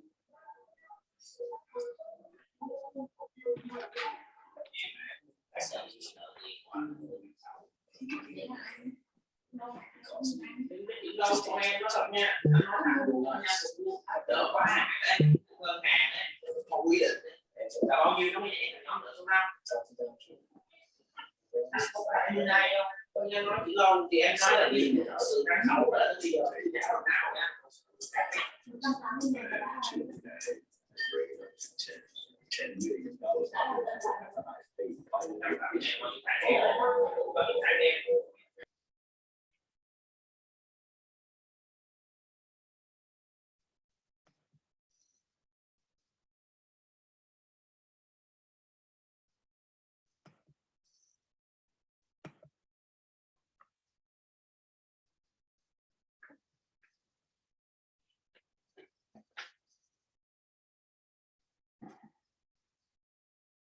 Okay, I think we can start again. You know, had a short break, have a coffee, drink a tea, whatever. So the case itself is finished, is over, but I want to go further. You know, with some other elements. First, a few words on communication strategy and finance. You know, one of the questions you find when you want to grow and to develop also acquisitions, merger is your image, the brand of the company, and you have to improve it. You have to improve it, and you have to have a clear policy which will improve at the same time the image of the company and of its brand, but also which improve its financial characteristic and particularly the price-earning ratio. And one of the questions you find behind this is how to manage this financial communication, what are the main elements to take into account. And clearly the empirical research we have was that up to the 1990s, the main element was the earning per share. And the main criteria was to have a growth, if it is possible, a high growth of the earning per share, but a recurrent growth rate. It means it has to be stable, and the shareholder, the market has to know before what will really happen, which is quite difficult. Quite difficult. And progressively, over these years, something else was introduced, which is a discussion on what to do with net earnings. And classical finance, net earnings is split between retained earnings kept into the company and added to the total equity, and also dividends, which are distributed, generating cash to a shareholder. Some specific cases, it can be in shares. But progressively was introduced also the fact that the staff, first generally the executives, but after that progressively all the workers, all the employees should be part of this program. It means they should receive for free or for a discount price, they should receive shares, and they should also receive cash, which is part of the net earnings. And this was the policy of this group, BSN Danone. It was one of the first in Europe to introduce this policy, which was to share the net earnings not only between retained earnings and dividends, but also with the staff and the workers, and also to distribute shares for free or with a discount. So that means you have progressively some kind of social dimension or motivation process, which is incorporated into the communication and the financial policy. The second element I mentioned here is that for this group in particular, but this is more and more common, but this started also very early, and there's an impact on the image of the brands and on the capacity to hire a good profile and on the value. They had, in the middle of the 90s, they thought about their definition of food again. And even if it was, concentrated into 13 branches and partly 5 main branches, as we said, they analyzed the branches again according to several directions. And they said, our goal is to become a firm with 3 pillars: health, sport, and leisure.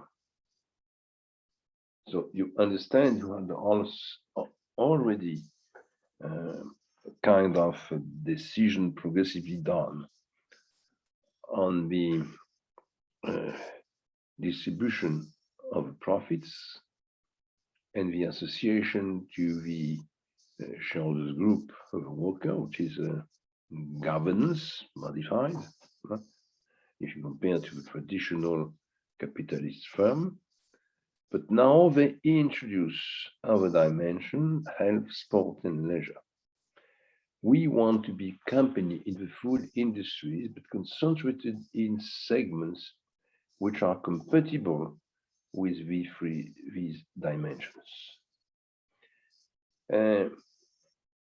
It was really clear that marketing team was in favor of this analysis, not really the financial managers.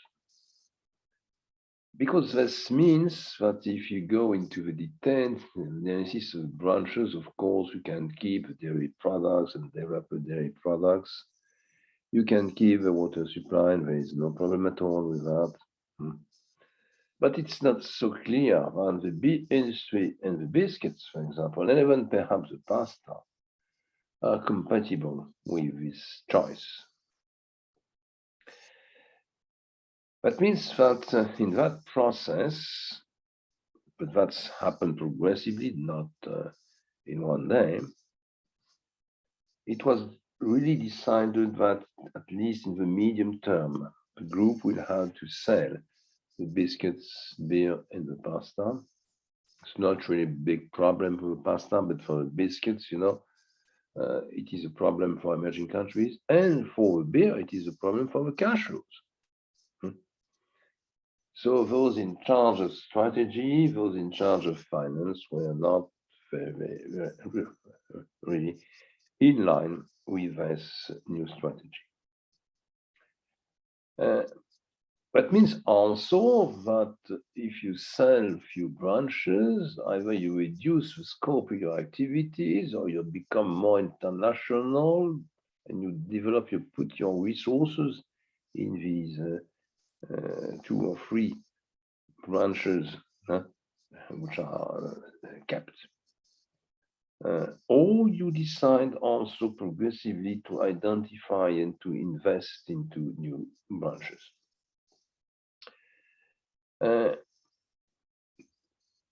All these dimensions were mixed together. It was first decided, not to eliminate and sell the biscuits immediately, but when they were not needed anymore to stabilize the position in terms of market share in the largest emerging market. So biscuits firms, biscuit branch was kept up to 2006 and 7. And during that mid-time, it means from the beginning of these new updating of a strategy in 2006, it was about 15 years, you know. Biscuit was used, you know, to stabilize, to develop the market shares and stabilize the market shares in emerging countries. For the beer industry, of course, you know, I understand that the financial team was against, and the beer industry was kept in the group up to the end of the first 10 years of this century, and the last subsidiary was sold in 2010.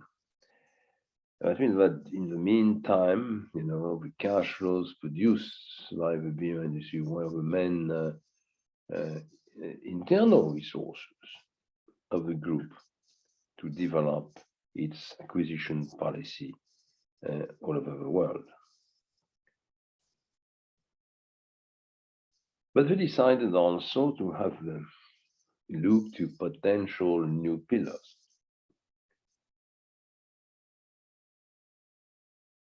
It was decided to invest, if there was an opportunity, at least, in the baby food activity. If you remember, the group had already a baby food segment in the European market, both with the Evian company years before. And we thought that, of course, baby food was compatible with the new email strategy, communication, and sport and leisure. And they had an opportunity to size an acquisition in 2006-7, which was the #1 of baby food production in Europe, a Dutch company which was bought and paid in cash.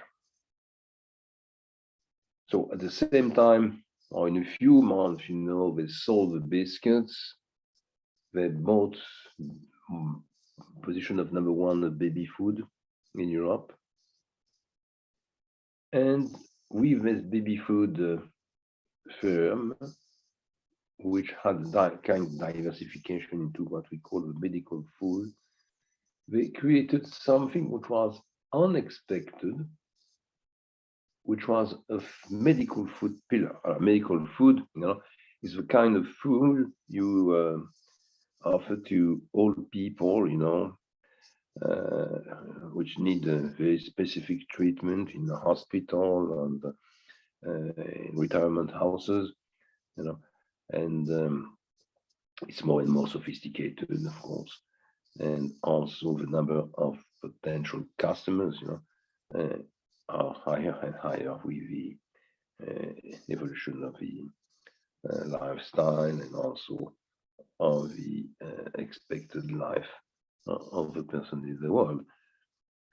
So the movement was clear to sell the biscuits, but after 15 years, to sell the beer between 15 and 20 years, to invest in baby food when there was an opportunity, same time, about 15, 16 years. And after that, because of this opportunity you found in the baby food producer, to invest more in the medical food. So it's again a complete change in the strategy and in the communication policy, probably more in line with trends which started being developed in the first years of the century. They already dealt with governance, with an association of the workers to the capital structure and to the distribution of the net earnings. And after that, they are selling back alcoholic beverages, biscuits, and they are investing, in activities, operations which are compatible with their goals, health, sport, and leisures, and with new trends in the modern society, baby food, medical food, more dairy products, more water supply. All that is compatible with the new image we want to develop and to propose to the market, and also with constraints which are the consequence of today's analysis of social governance, climate trends. So, in fact, in a few years, they moved from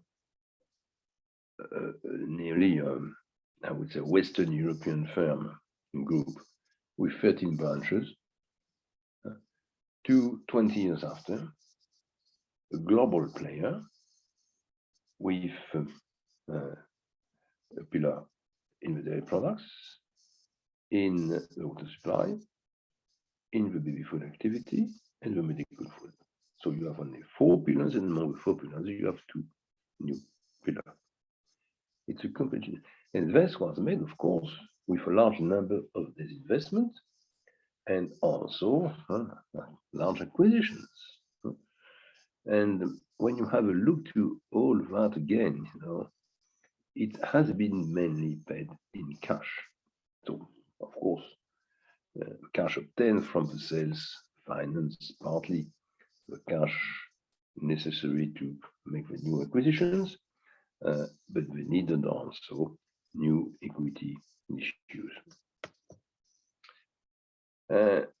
So communication in this 21st century is a kind of new agenda. It's moving progressively, incorporating not only governance reforms and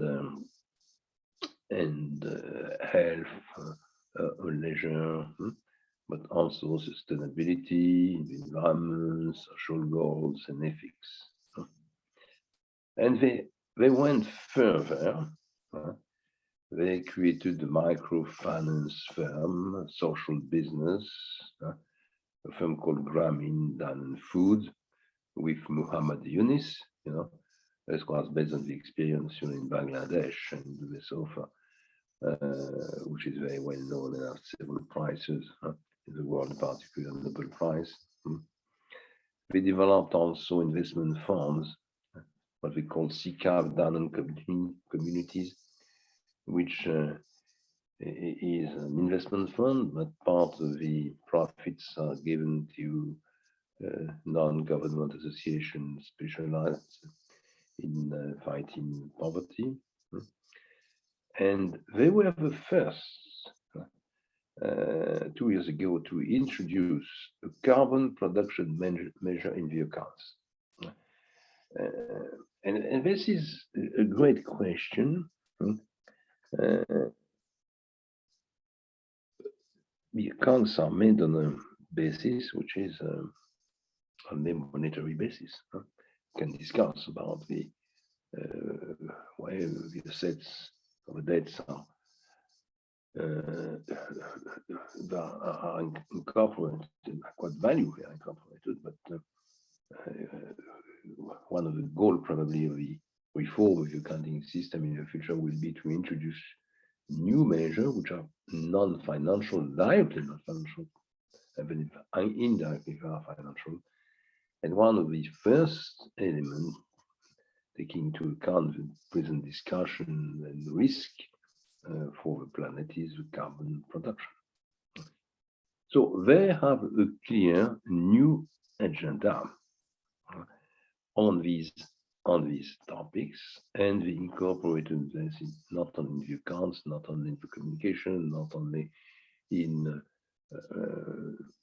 innovations to the communities, but also in the choice of a strategy, which means these new measures or new direction had, strong consequences on the acquisition and the disinvestment policy.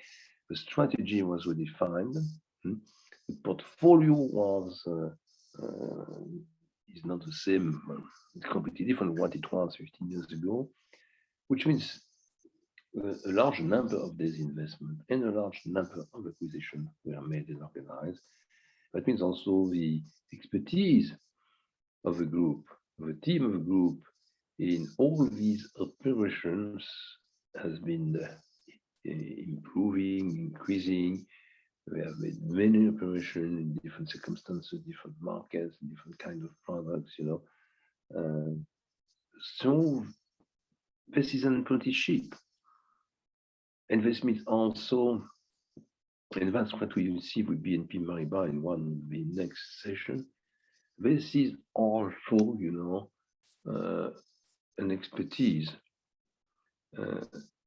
which is well managed and which allow the group to optimize the acquisition process in terms of level of payments, means of payments, synergies.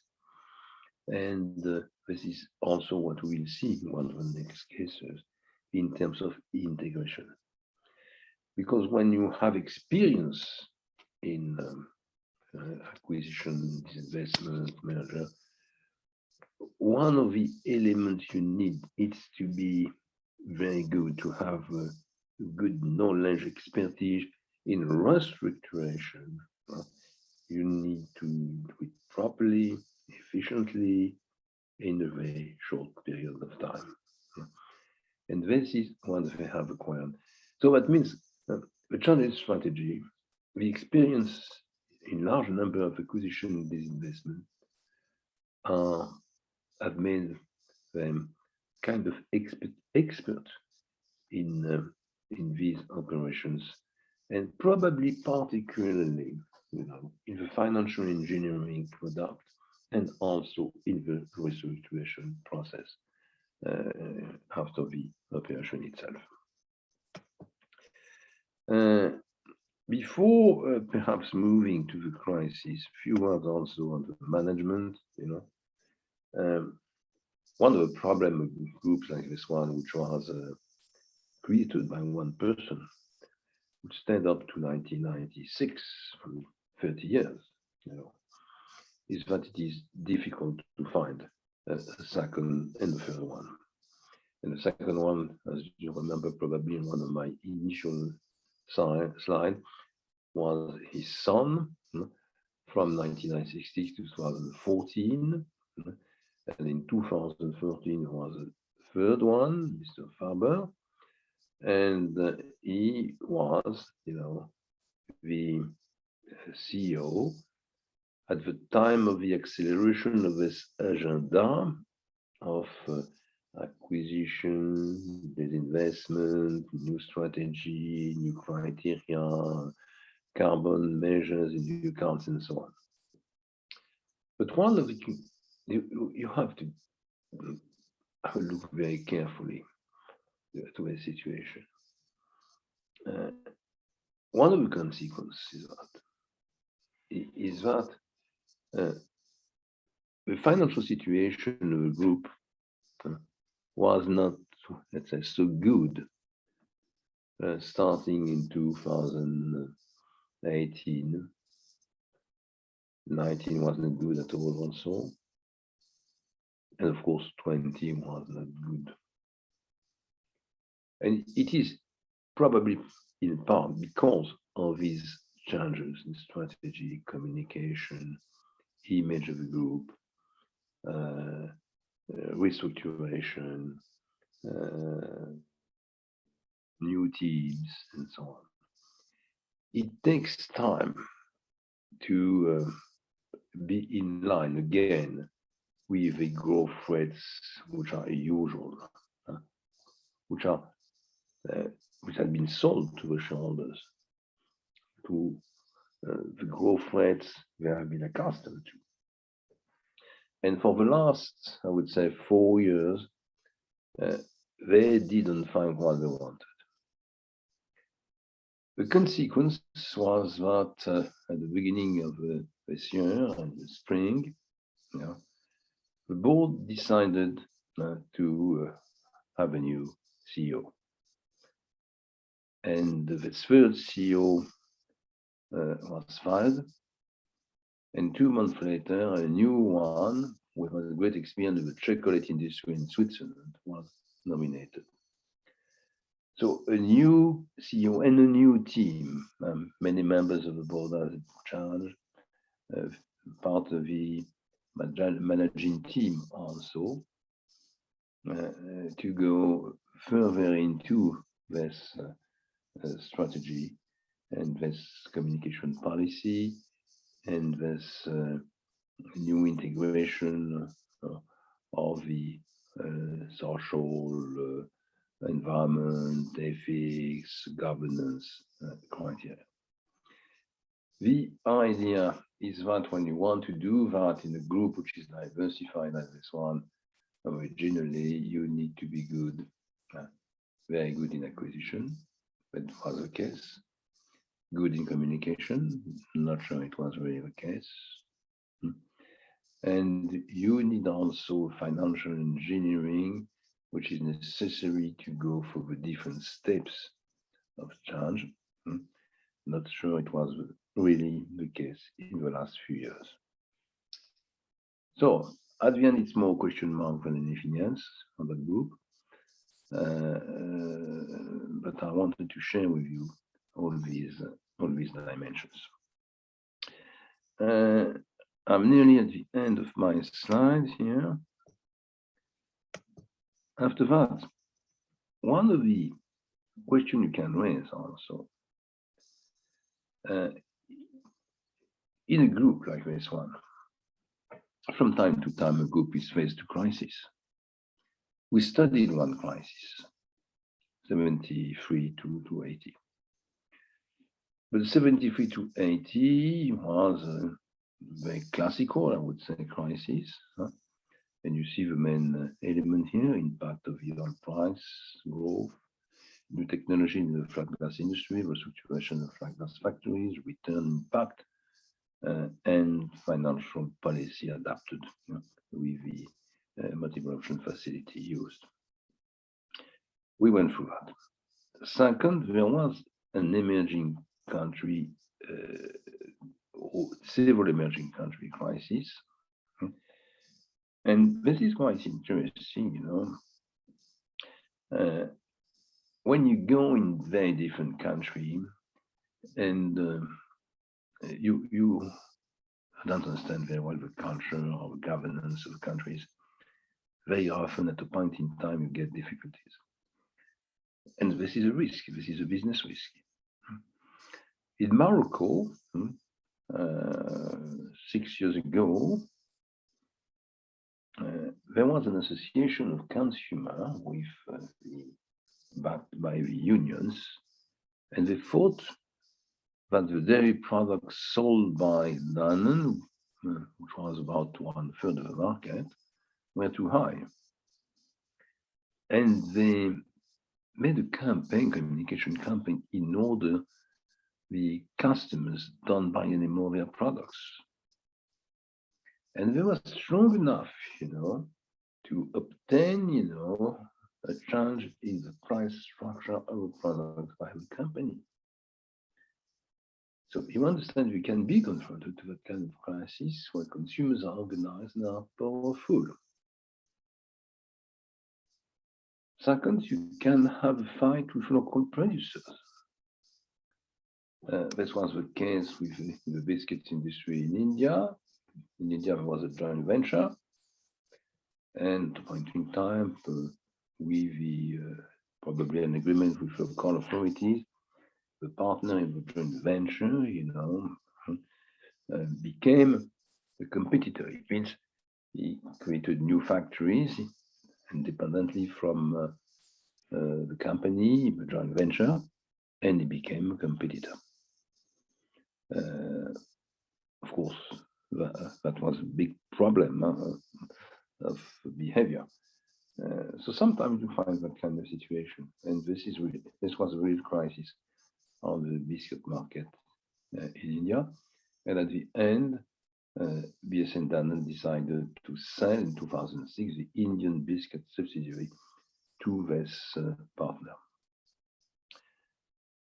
Baby food was a problem in China and New Zealand with quality.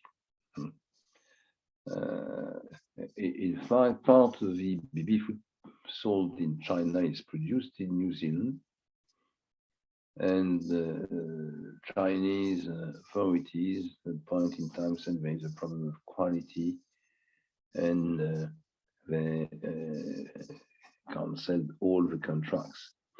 In fact, there was no problem of quality.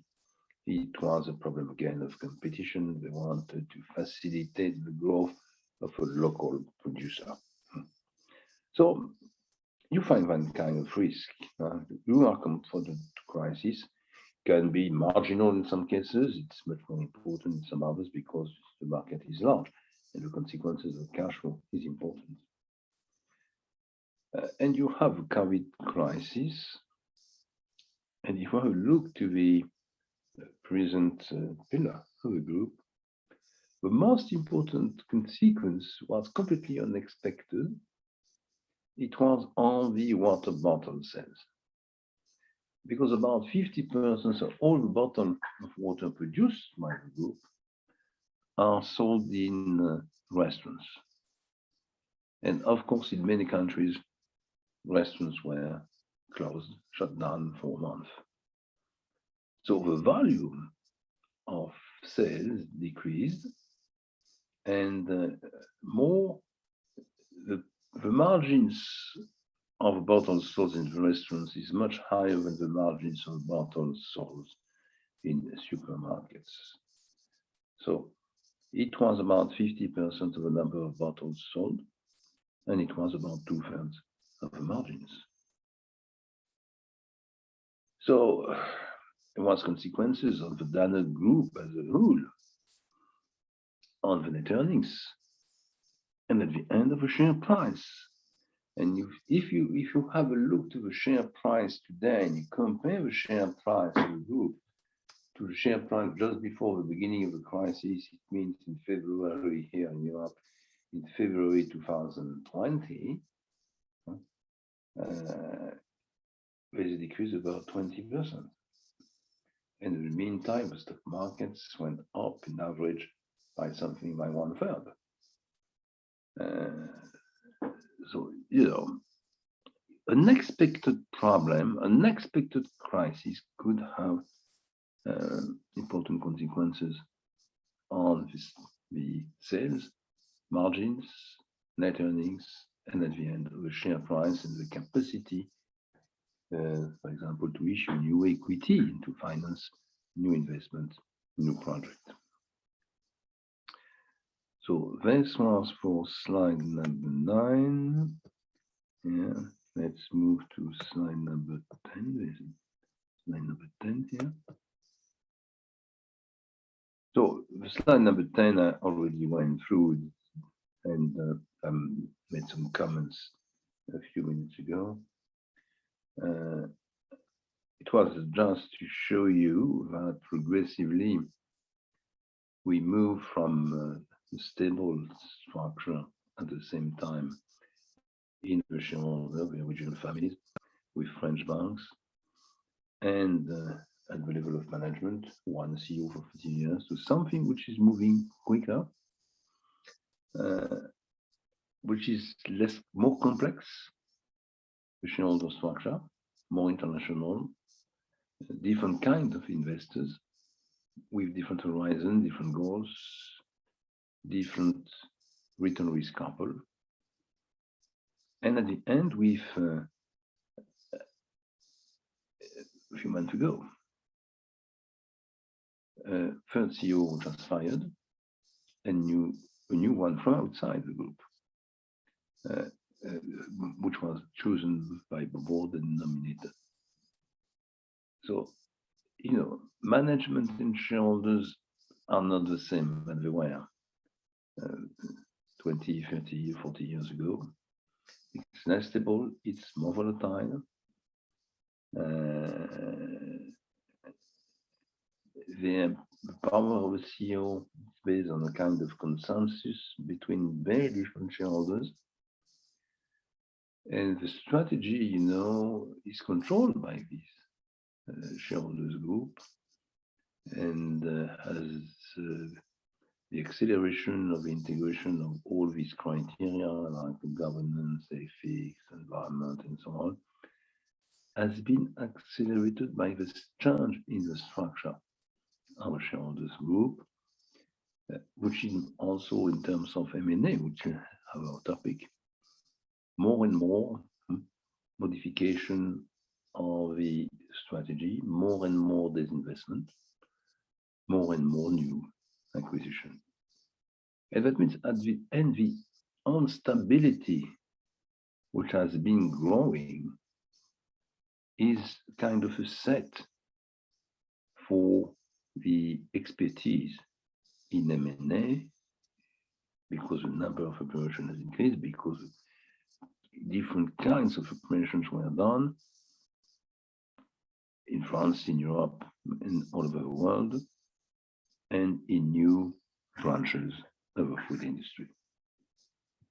So this is what I wanted to show you with that case, So I leave that case now, and what I want to do, have two other cases here.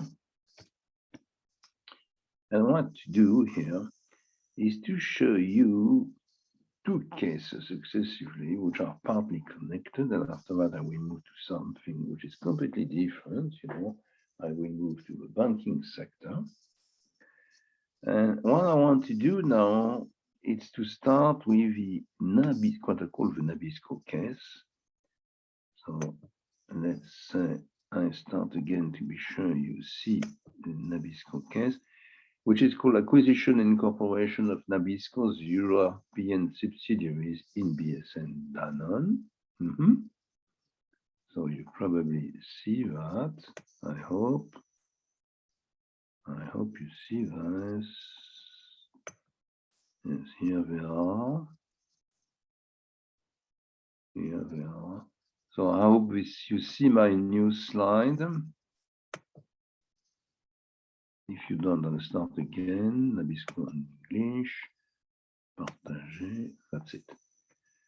So you are supposed to have on your screen something new, which is called Nabisco. And below, you find acquisition and incorporation of Nabisco's European subsidiaries in BSN or by BSN Danone. If you don't, just tell me what you done. Yes, we see so. Great, thank you. So, this is a case where one of the main players here is again Danone. I've been working on that. I know the case perfectly. And you will see also that it's a long case. You find many slides here, and we will cover a very large number of questions in a case which is a friendly acquisition. And that's the table of content in front of you. First one is what does the deal aim at? Second was transaction specificities, the strategy which is behind. The companies involved, description, what is at stake. So I would say it is kind of first part of presentation. What are the players, what are the circumstances, what are the goals, and so on. 1, 2, 3, 4, 5. Then something which is quite original. And I want you to understand that is that in many acquisitions, the elements which are not clearly financial are very important. The schedule, speed is a factor of success. And you get something on what I call the working method. Who is working there? How? How long? How do we meet? How organized? Okay. How we organize? You get all these points. After that, you have financial elements and decision elements. So the first one is the financial decision. What is the main criteria after you study the operation? What is the main financial criteria to decide yes or no? I will go further, I will negotiate, and I want to buy. 9 and 10, that's the legal element, contract. What do you need in the contract? What is needed in the contract? Okay. Then another part is on finance. And you will understand that in finance, we find something new here, which is that it is very difficult to deal with all the financial dimension in one day. What you find in your different courses in general, but we have to simplify somehow, and in the textbook, is that it seems we're able to make an investment decision and in the morning and in the afternoon to have a package, financial package. And this is done. In fact, it's very often more complex than that. And you will understand that the financial policy between the second part after the acquisition, the investment decision is made, is split into 2, 3, 4 steps. Here it's 3 steps. You have 3 steps. Then we find also from 13, right column, what if you finance mainly by debt, which is the case here, what do we do with debt? You are a group. You negotiate with a seller, and it's okay. I agree, we sign. But at the end, you understand, or your accountant understands, that you are the CFO, you are the CEO, you are working in the holding company, which is a small company compared to the operational ones. And the cash flows are not there. They are in the subsidiaries producing, selling beer, dairy products, and so on. Okay, and you have large amount of debts. Where do you allocate the debt? To the holding of the group has bought, or you split the debt into pieces and you allocate debt into different firms inside the group. What are the consequences? What also of a purchase price? Of course, you have to make equilibrium in accounts between purchase price, value of the assets, and the financial burden. What about the charge or exchange risk?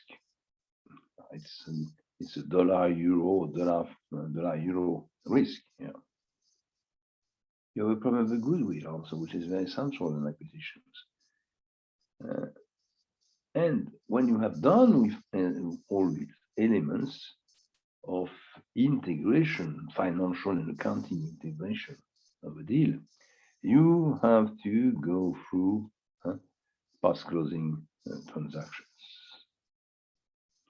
And here it was also decided, 18, that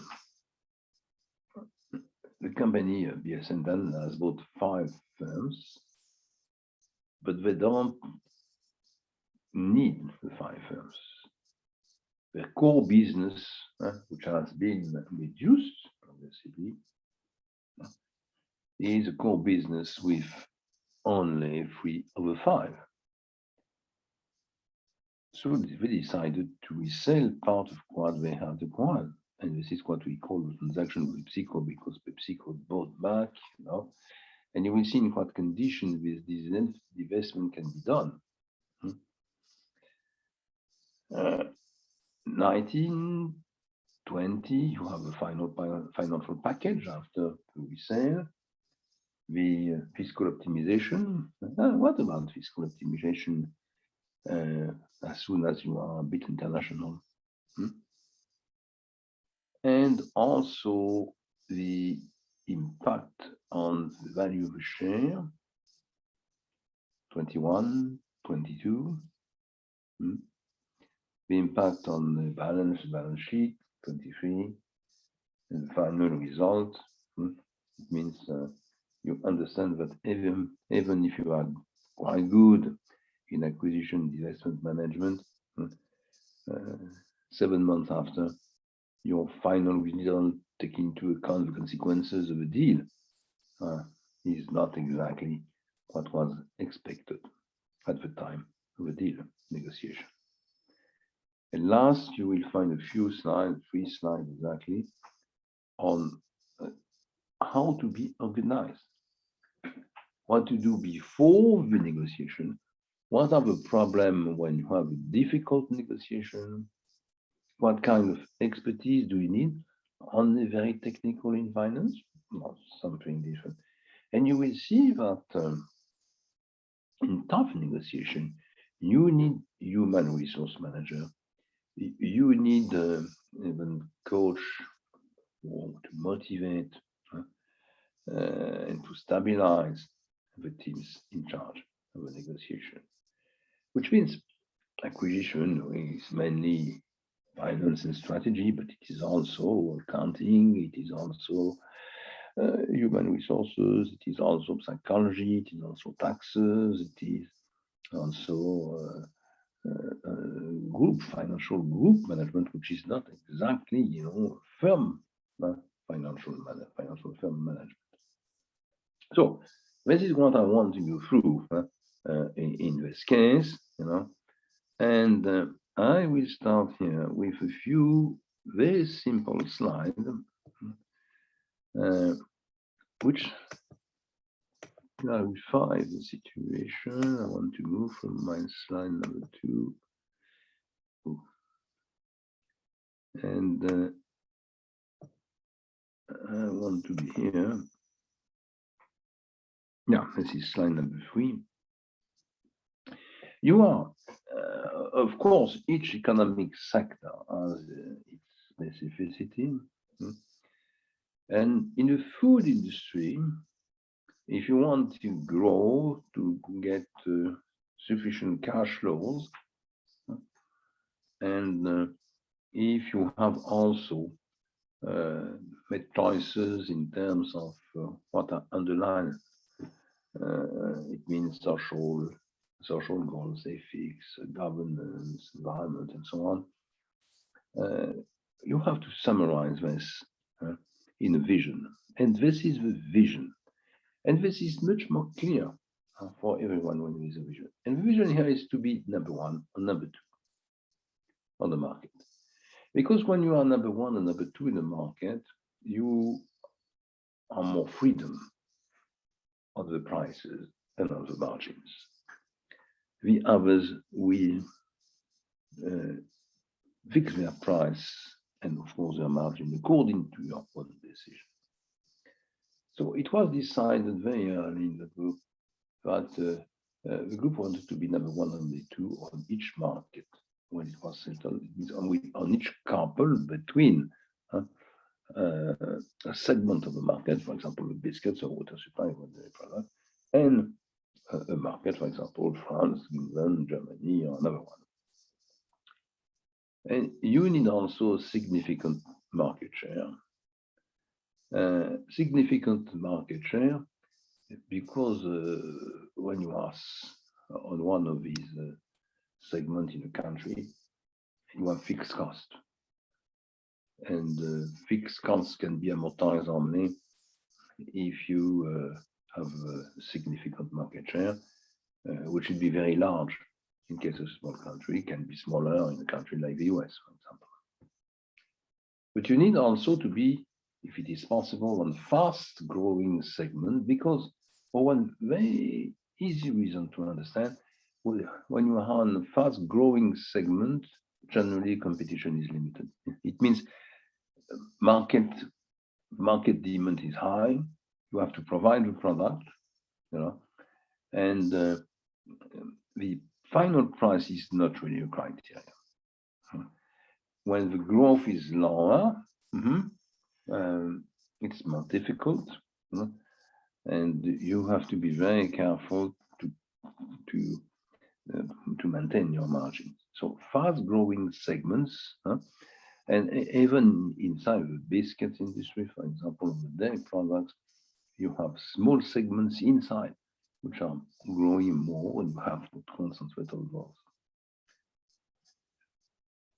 But the vision is also a vision of what we understood in the last slides. I presented you on presentation 15. Acquisitions, disinvestment, and other operations should be made taking into account, of course, economic goals, net present value, and so on, but social goals.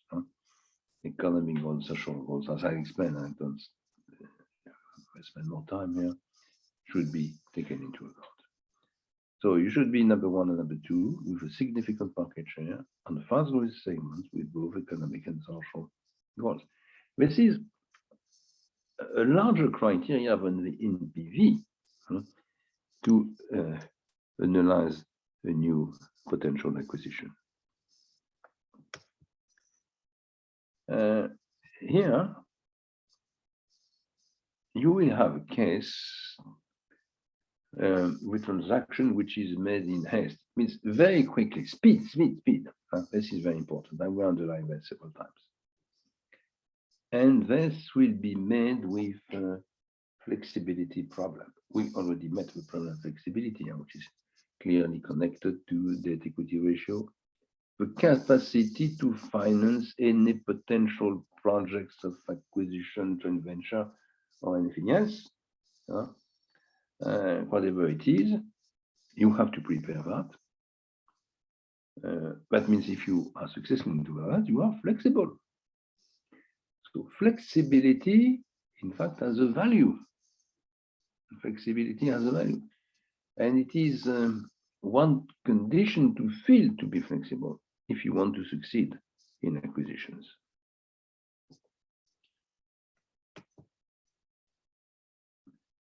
So just to put it, I hope, clearly here,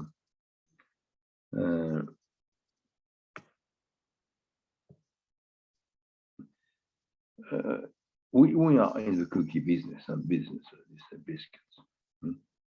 And to simplify what's happened here, you have a structure on the right side of the European market, and this is market share. As a leader, which is United Biscuits, which is a British-based group, 11.1%. BSN has already, with General Biscuits 10.3%, Nabisco 7.6%, Walden 5%, Barilla 4.4%. So the market is not really concentrated. And Nabisco in Europe, 7.6%, will be sold by the American company Nabisco. So one of the problems is if is United Biscuit, it will get about 19% share. If it is BSN, it will be around 18%. Anyway, there will be a real position of leader. And if you come back more than said, when you have a leader, you have more power to fix the prices and the margins. So clearly, when it was announced that by Nabisco US, when they would sell the European subsidiary, the main criteria for BSN or United Biscuit, which we are both interested in the acquisition, was, okay, we are interested, but we don't want that the other one make the acquisition. BSN don't want to have United Biscuit with 19%, and United Biscuit don't want to have BSN with 18%. So, in face of the potential acquisition, the first criteria of the two leaders was a kind of negative criteria, not the other one. After that, we will see. It was less dangerous for both of them to have, for example, Balzen, which is a very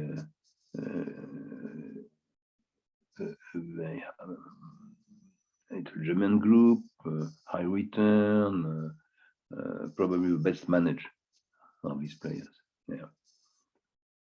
Because 5 plus 7.6 is only 12.6 is acceptable for United Biscuits for BS. So these arguments in front of the potential acquisitions are quite important to us.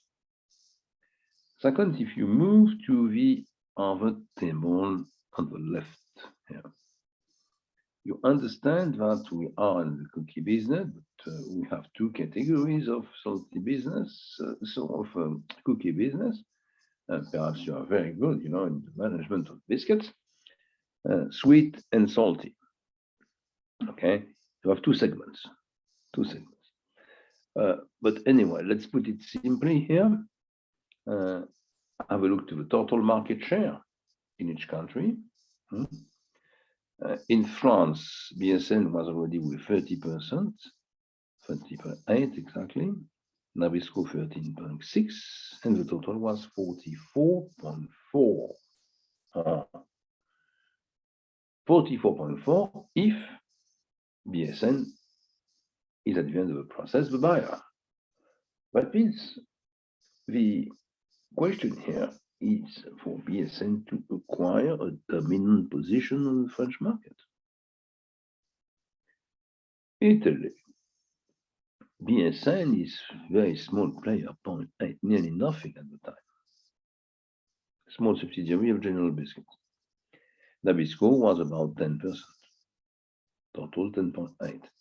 That means, if we make the acquisition, BSN made the acquisition, then we have a stake of 10%, 10, 11% of the market, which in Italy is not so bad because the Italian market is more spread, divided between small and medium-sized family firms than any market, any other market in Europe. For the UK, BSN is not producing in the UK. No production of biscuits. So with the stake of Nabisco, it will be 15% of market share in the UK. We will pay for right to enter the market. So that was the issue. When you analyze such a potential deal, you say, okay, I can become dominant in France. I can be one of the players among others. No one has more than 20% in Italy also. And in UK, it will be my first investment in the UK, which is one of the largest markets in Europe. And this is an opportunity to be there and to learn the market. So this was the analysis done on that side. After that, you find two slides here with the characteristics of a firm to be sold, because Nabisco is made of 5 firms. You buy Nabisco, Europe, but in fact you buy 5 firms. Nabisco has a subsidiary, which is a holding company in Europe, and Nabisco Europe holding company owns 5 firms which are producing and selling biscuits. Okay. So just to summarize at the moment, and we start again with this figure table next time, which is on Thursday. First one is Belin. Belin is in France, it's a French based. And if you have a look to the level of sales, it's nearly equal to the one of Jacobs, which is a British one. And Saiwa here is the third one. It's an Italian-based company in Genova. And on the next slide, you find two other companies, which are British companies, Smith and Walkers. And the size of Smith and Walkers, is between the size of Belin and Jacobs on the one hand, Saiwa on the other. So anyway, if we make some basic calculation, you understand that this Nabisco Europe is more British than anything else. 3 out of the 5 subsidiaries of companies are British, 1 is French, and 1 smaller one is Italian. And the question is, what do you buy if you buy?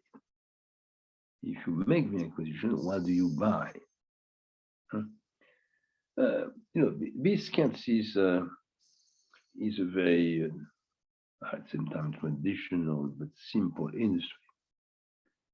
And you don't have many technical barriers. And anyway, if you have a look in developed country, the number of sites to produce, factories, if you prefer, biscuits in Europe, it's too important. So there is some rationalization to go through, restructuration. So you don't buy, you pay, of course, for that, but the most important element is not the factory. The two important elements are there in my tables. First, you buy brands. It's a marketing product. The problem is marketing. You buy brands, and you have a list of brands here in France, in Britain, in Italy, and the value of these brands is one of the main points in the negotiation. You will accumulate new brands. How many brands do you need?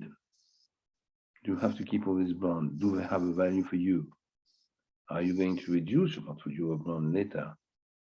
Because if you want to develop brands or just to maintain this brand, you have to invest a large amount of cash. And the second element you buy is market position. Remember what I said at the beginning on strategy, you buy market position, number 1, number 2. And of course, if you buy, for example, like for Belin, point 1 cookies, the market position of number 2, and you are already number 1, it's very comfortable. Okay. So you have to consider the level of the market share you buy, but also what about, the merger between your market share and the new market share you buy. You have synergies there, or leverage, if you prefer. Okay. So, an acquisition process like this one is much more complex than only the calculations. It's for additional financial calculations, net present value, or financial structure. It involves also an analysis of the brand and on the market share. So this is what I wanted to show you. This is the basic description of your operation. I will explain you on Thursday why Nabisco US headquarters, why they want to sell all these companies. You understand why United Biscuits, Danone, some other, Barilla, Balzen are interested in, but you have to understand the other side. And then we will move, to other elements. And the other elements here, we will move to, are on the organization. How was it organized? What's happened in terms of schedule, of steps into the negotiation, and who was involved and who was not involved in this negotiation. This is my next part of the presentation, and this will be done, of course, on the next session. We'll start at that level of the case in the next session, and the next session, as you know, is scheduled on Thursday in 2 days from now. So thank you very much. I tried today first to summarize what I did last time, to introduce the, I would say, the second part of the case between 83 and 95, then to explain you what's happened in terms of strategy, complete change of the portfolio, internationalization, introduction of new criteria of decision, which are not only financial, which are in line with the vision we made. And then we had a look also to several operations, how they were financed, and we understood that we need more and more financial engineering, more and more cash, and management probably, which is quite different when you are big and international than when we are quite local. Then we had a look to the beginning of this Naviesco case, and just a presentation of the vision, of the goals, after that of the market shares in the biscuit industry in Europe, of the potential and the risk of the acquisition, at least for the two leaders. And then we conclude on that slide for today, which is a short presentation of the 5 operational firms belonging to Naviesco Europe, and try to underline a few points, particularly the importance of brand and market position in the valuation process. So thank you very much for today, and we will meet same time on Thursday for session 4, for session 5. Okay, it was session 4 today. Goodbye. Good night. Good night. Thank you, Professor. Take care. Goodbye. Thank you, Professor. Goodbye, Thank you. Professor. Goodbye. It was a pleasure to hear you.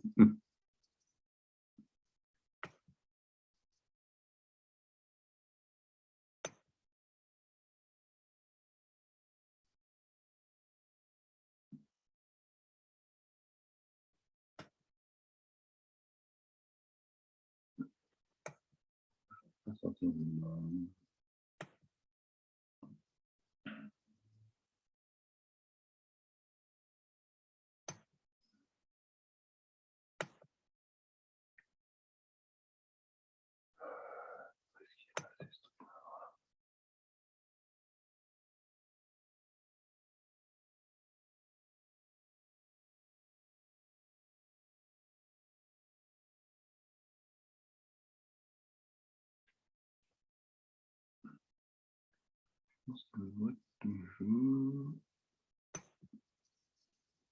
J'arrive en partage.